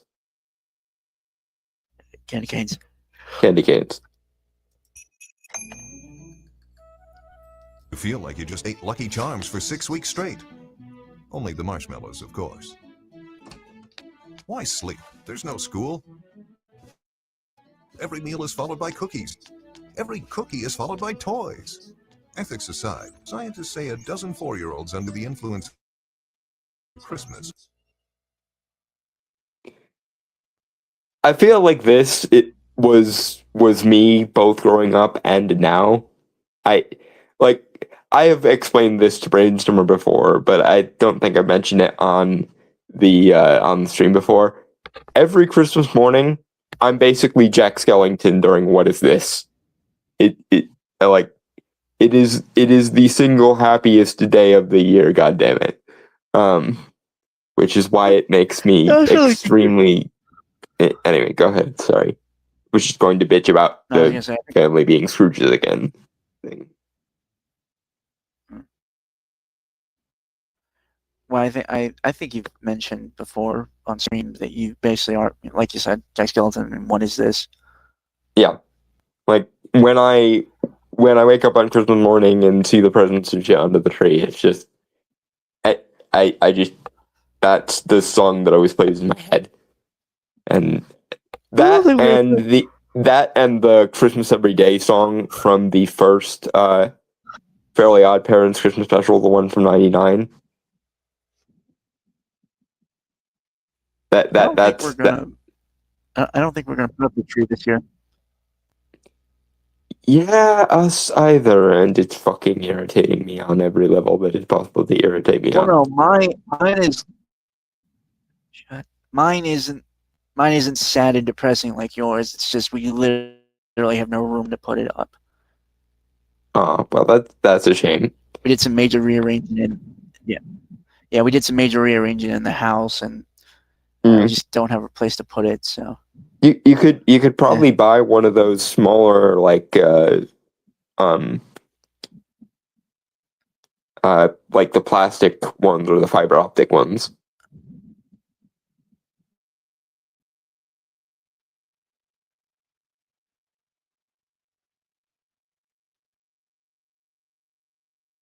Oh dear, we've lost Brainstormer. We almost made it to the end without any technical difficulties. We should have known better. Oh dear. We are so close to the end, though. So I think we can soldier on through. Sorry, my cat is misbehaving. Zephyr. Down. Down, boo. You're not supposed to be getting in the bed curtains, and you know it. Sorry. He's a little wild child. I mean, I didn't name him after the West Wind, so there's that. But yeah. All right, I'm Zephyr, back. Yeah. I'm Huzzah. back. We almost made it to the end without any technical glitches.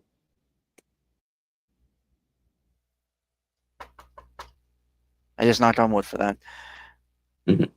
Well, no, it's like that plywood, that compact sawdust wood. Yeah. Anyway, back to I know it's back crap. to the And thing. well, I was gonna say, like, we had a fiber optic tree, but we had to throw it out because it stopped working. But we do have like one that has, I think it has built-in lights in it. So You can always get but yeah, another we one, can't I put guess. that up because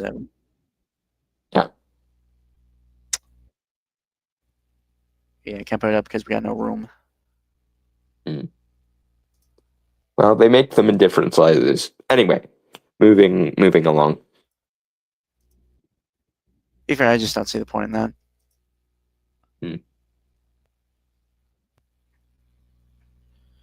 All right. Yep.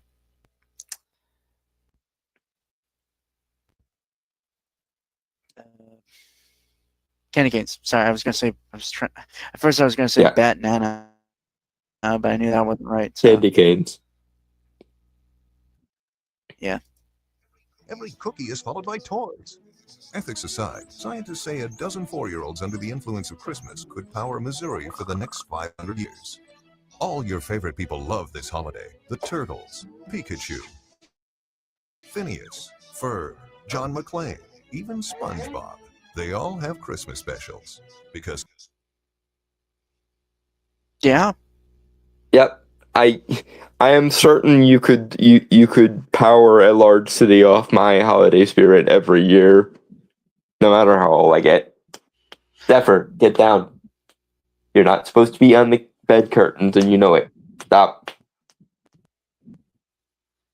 He's being a little wild child. He figured out how I wonder who he got that from. He figured out how to take the ribbons off my bed curtains, and so now it's just hanging randomly, and he is attacking it. Zephyr, down. You're not supposed to, and you know it.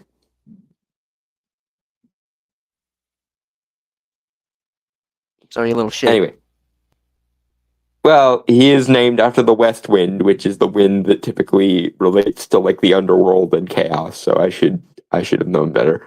Anyway, candy canes. Well, he's also you. Well, I mean, to be fair, you're also a little shit. So. And not in the randomly destroying shit way. Randomly destroying people is another matter because we both know I can go full Dracula from Castlevania when I get pissy, but randomly destroying things Little is quite shit is a little matter. shit no matter what. Little shit is a little shit no matter what. That's all I'm saying. Anyway, candy canes. Candy canes. Christmas is the motherfucking best. You let him watch Die Hard? Yeah, it's a classic. Then suddenly, it's no longer okay to spend all day eating frosting in your pajamas. Suddenly, you're a small, adorable prop in somebody else's movie. This suit. Okay. Time for the controversial debate thing. No, I don't want to do this again. It gives me a headache every fucking time. Die It Hard has Christmas is not elements. and I will.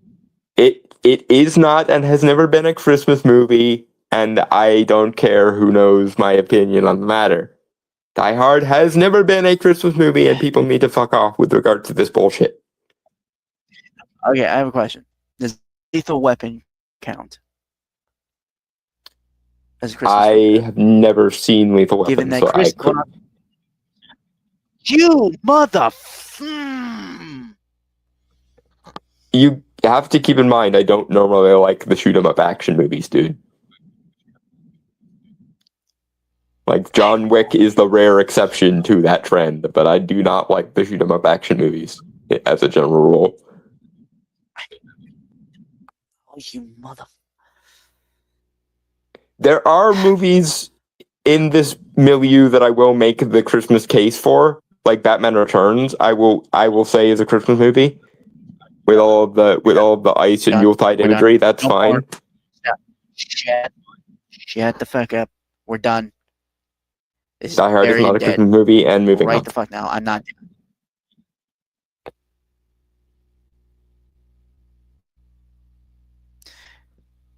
Candy canes.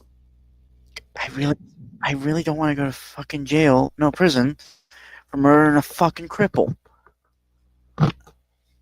Honey, if you murder me, you will have bigger problems than jail. I will death curse your ass.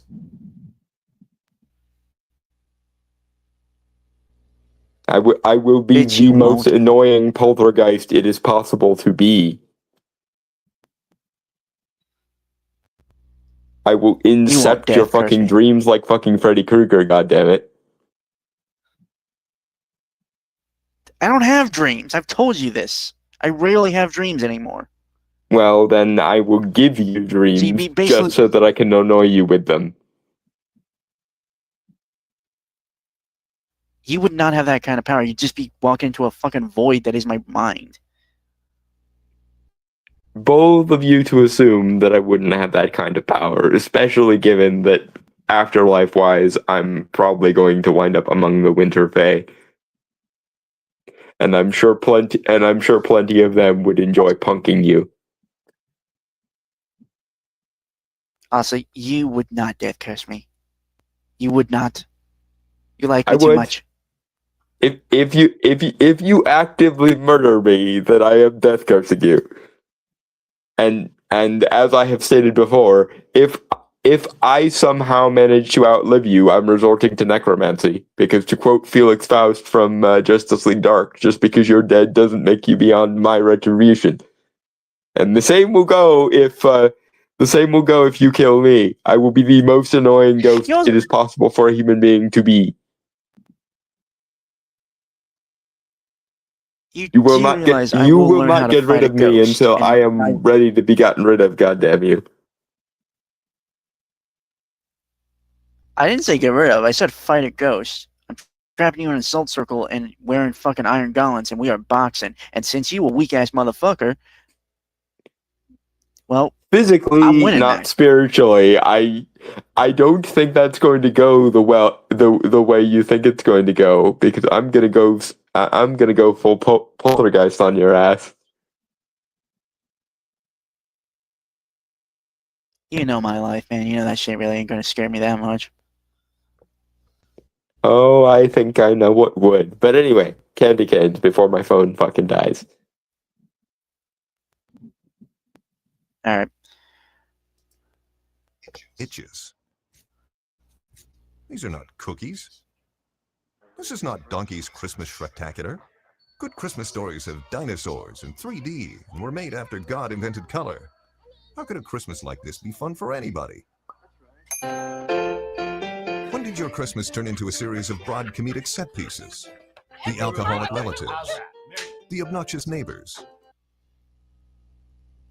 Merry Christmas. I hate these fucking things. I hate the like cynical subversive crap when it comes to Christmas. Like Christmas God, comedy. So, Christmas comedy. Christmas comedies can work if they're not bitter and cynical and emotionally manipulated pieces of shit. How many? Okay. Tell me how many Christmas comedies aren't that? I'd say Krampus isn't, because it literally uses the usual like cynical adult take on Christmas as the inciting incident of the plot because you're not following the rules, goddammit. Because Michael Dougherty and I are fucking brothers from other mothers when it comes to this. Follow the rules, goddammit, or suffer the fucking consequences. I also don't mind the movie with The Rock last year, the one where Kiernan Shipka plays Gryla. Red One. Yeah, Red One. Also, speaking of like Christmas comedies, Dear Satan was actually pretty good. I haven't watched that. My mom ended up watching it last year. I thought it was pretty good. But yeah, there are a lot of cynical Christmas movies that can go fuck themselves. All right. Candy canes. The inevitable decoration-related accidents. It might be funny on a screen somewhere. Actually, it wasn't really that funny there either. This holiday is just a cynical cash grab with no real heart. 2 thumbs down. Total waste of time. Well, maybe not a total waste. The worst and probably the most cynical Christmas comedy movie that doesn't even realize how cynical it is Elf. I absolutely fucking hate Elf. And every time I watch it, I want to I shove just don't a think it's a good movie overall. Every time I even see a scene from Elf, I just want to shove 1,000 horse tranquilizers down Will Ferrell's throat so he calms the fuck down. Yeah. Elf is a up few years there back, as one of my least favorite Christmas movies ever. Thanksgiving Parade, and they were.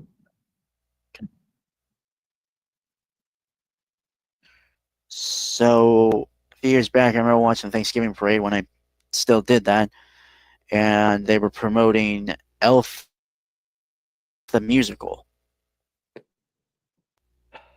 on Broadway. I do not get the love Elf has.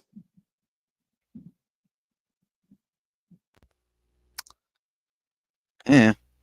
Anyway. I hope it's better in musical form. Most things generally are better in musical form, so maybe they can make it work, but God, I hate Elf so much. Well, like I said, this was years ago, so might not have. I don't know. I don't really care. Anyway. Candy canes. You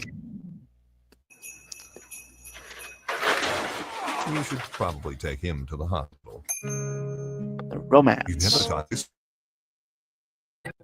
2 average young people. 2 successful, charismatic, beautiful young lovers. Who are also good at sex and cooking and Scrabble. Brought together by some holiday coincidence, fall madly, deeply, perfectly in love. My mom likes these. I do not. Really? Yeah, my mom likes these. Really? I tend not to. Ironically, that's the only thing she's been doing that's vaguely Christmas related recently. Has been watching a bunch of Hallmark Christmas movie type shit. You would think that would inspire her to put up the fucking decorations and ask me what my Christmas list is and shit, but apparently not. She has gotten me the couple of things on my grocery list that I asked for that are Christmassy, like gingerbread cookies and eggnog. But I don't know what I don't know what the fuck is wrong, but I hate it. I hate it so much. Oh shit. Okay, you might want to keep. Okay. I'll let you know after stream regarding something. Anyway, Candy cane. Mm-hmm. Hello. Yes, candy canes. Oh, sorry. Is there like a delay when I'm talking, or? I haven't noticed a major one. There might be, but I've not noticed it. Anyway, candy canes. Also, the guy secretly fights space crime. But there's always that stupid second act. Holiday stress leads to fractures. Fractures become cracks. And cracks threaten to split the whole thing apart. I want you to show up. Yeah, on the night of our anniversary. I can't talk. the second act misunderstanding is insufferable in all romance movies. I think we can both agree on that. I hate the fucking second act misunderstanding thing that romance movies do, but it's especially egregious when it's Christmas because it usually takes the form of dumping on Christmas as a concept in the Christmas rom-com. I just realized something, and Dalton's gonna be very sad for me. Like every Christmas when I bring this up. I only have like 2 or 3 things on my Christmas list. This is why I go out of my way to try and spoil you. Because someone needs to teach you how to live a little, damn it. But okay, it's expensive stuff, and I don't want to like it's not stuff I'd usually get, so I feel like it's just a good time to get it. Right, but also as your friend, especially in years like this where most of my Yuletide cheer is being cock blocked, showing my friends how much I care about and understand them by gift giving is like my primary means of showing affection. So I spoil my friends, especially when said friends need to be taught how to live a little. I am still beyond pleased with myself. The first thing I ever got you for Christmas was that customized hockey mask there. Yeah. Still hanging in my room, by the way. Mhm. After how many years has it been? I think the first year I ever gave you something for Christmas was like 2020 or 2021. So, like 4 years, I think. 4 to 5 years. So yeah. All right. Anyway, God, it's so cold. Candy canes. Candy canes. It always works out. It works out, doesn't it? You know this one, right? It's the story of a successful, hardworking man who can't get any work done because his stupid friends and family keep bothering him. Mom, I can't talk right now. I can't because I have a job.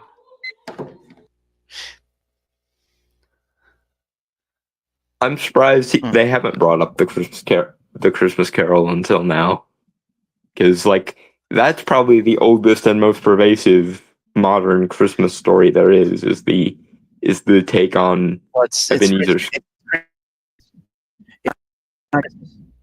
It's not Christmas stories, it's Christmas movies. And I realize what you're going to say. I think that, well, there's a theme going on because it's all told from the perspective of one character going through these movies through his life. So, but how many hundreds of dozens of versions of A Christmas Carol there is? I'm just saying, like, in the perspective of the arc of this character through the video, I feel the organization of the movies makes sense. To some degree, but again, I'm confused as to how you can go an entire lifetime without having a Christmas Carol phase. I guess that might be the elderly version, because, you know, Scrooge is an old, bitter, cynical jackass. Maybe. Jove, I think he's got it. Anyway, candy canes. Yep. You sent presents. For Dad, you even found that Japanese thing that makes coffee and lentils at the same time. What more do they want? Shoot. You can't afford any distractions. Not now. At least there's really no such thing as ghosts from the past. Merry Christmas.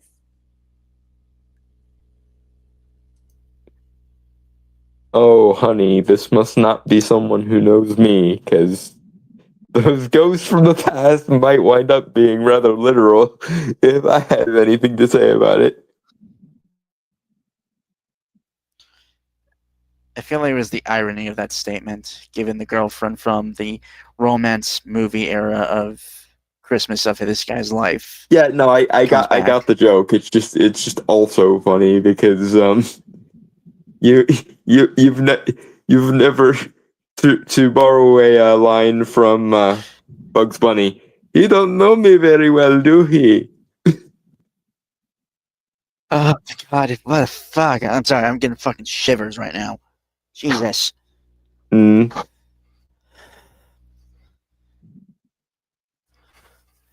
Fucking hate this room, man. Thing isn't even properly insulated. If we Fucking lived addiction, closer God damn it. together, if we lived closer together, I would just let you sleep at my place until your heating got fixed.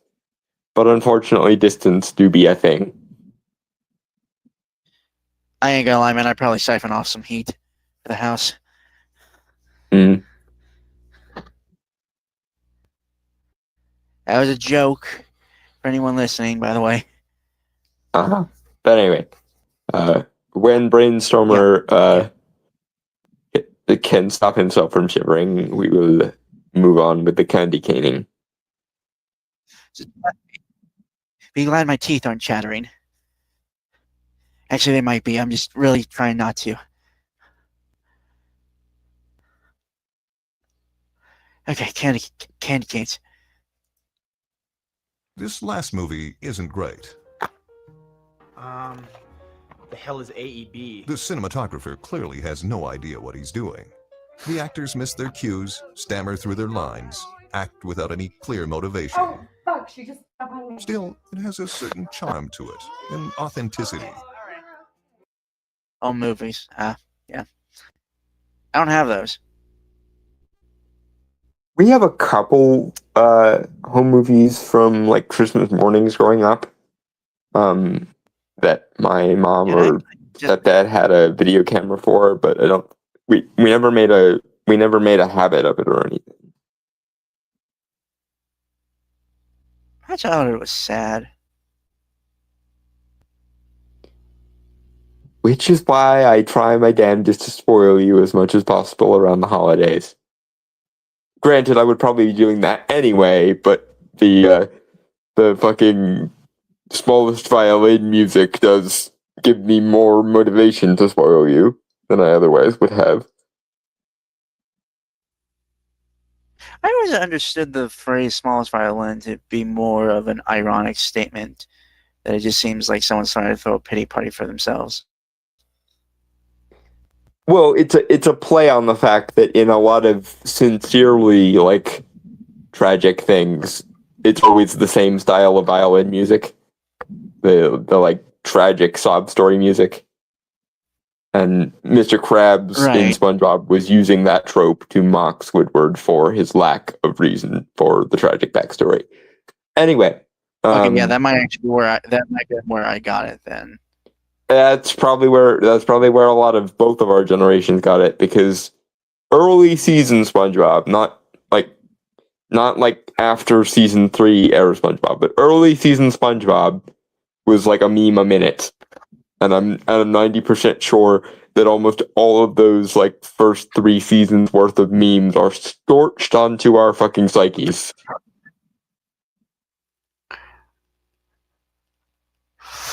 I think that's shouting. Mm. Can't tell if I don't know if you can hear it. I am debating getting you a heater now for Christmas. Actually, that is already on my list. I'm putting it on my list now. Originally, it was just 2 things, but now I'm going to make it 3. So, you had fucking. Don't worry about that. You had fucking better, because my fucking god, just it's not fun to mock you for being a. It's not fun to mock you for being a Dickens character when I'm actually watching you suffer by being a Dickens character. I live in a shitty house, man. I've told you this since we've known each other. Okay? Yes, but But normally it's not quite as overt as it's been since your heating went out. No, my heater. I had this heater, like small one. It was pretty good. Had it for about 2 or so years. Worked pretty well. And then like Friday, it stopped working. Mm. Just all of a sudden. I mean, it worked in the morning. Then when I came home and turned it on, it stopped working.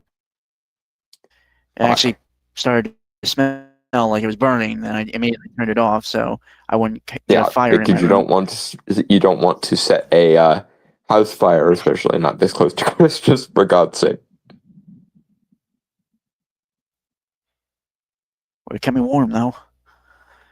Anyway, true, but as Harry Dresden once said, build a man a fire and he's warm for a day. Set a man on fire, he's warm for the rest of his life.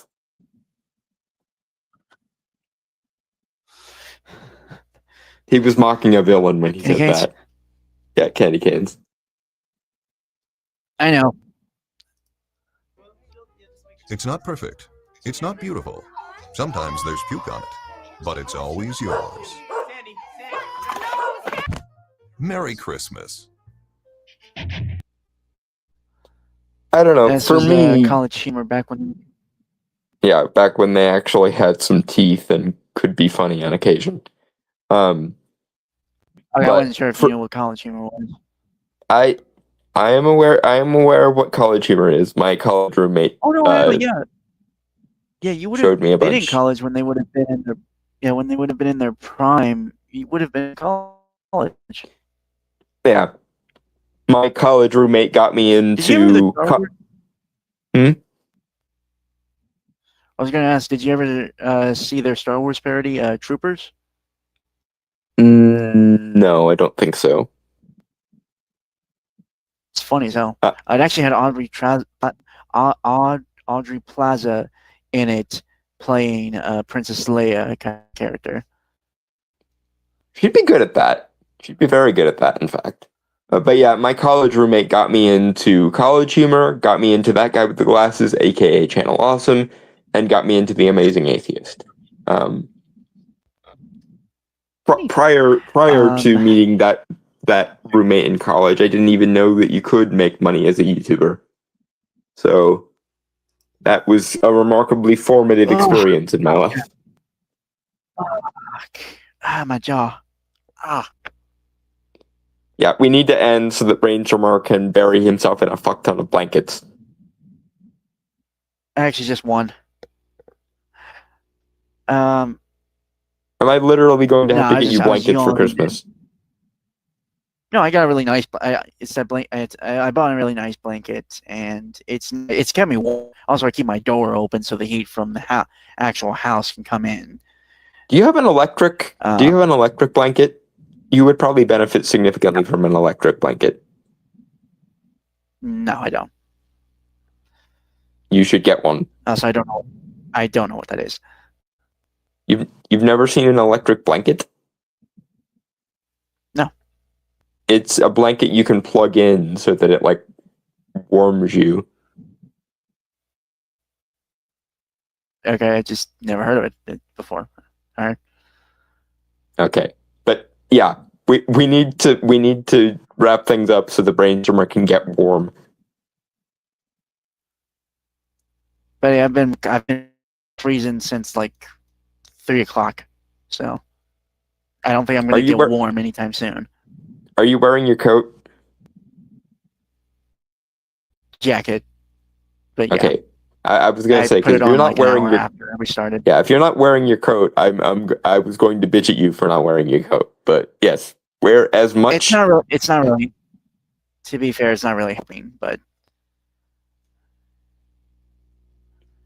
it's a lightweight jacket. I didn't want to put my coat on because it's a hefty coat. So anyway, so with that, folks, I want to say goodbye, adios, aloha, auf Wiedersehen, sayonara, peace, cheers, and shalom, and fuck off so Brainstormer can get warm and I can chastise him for not getting warm.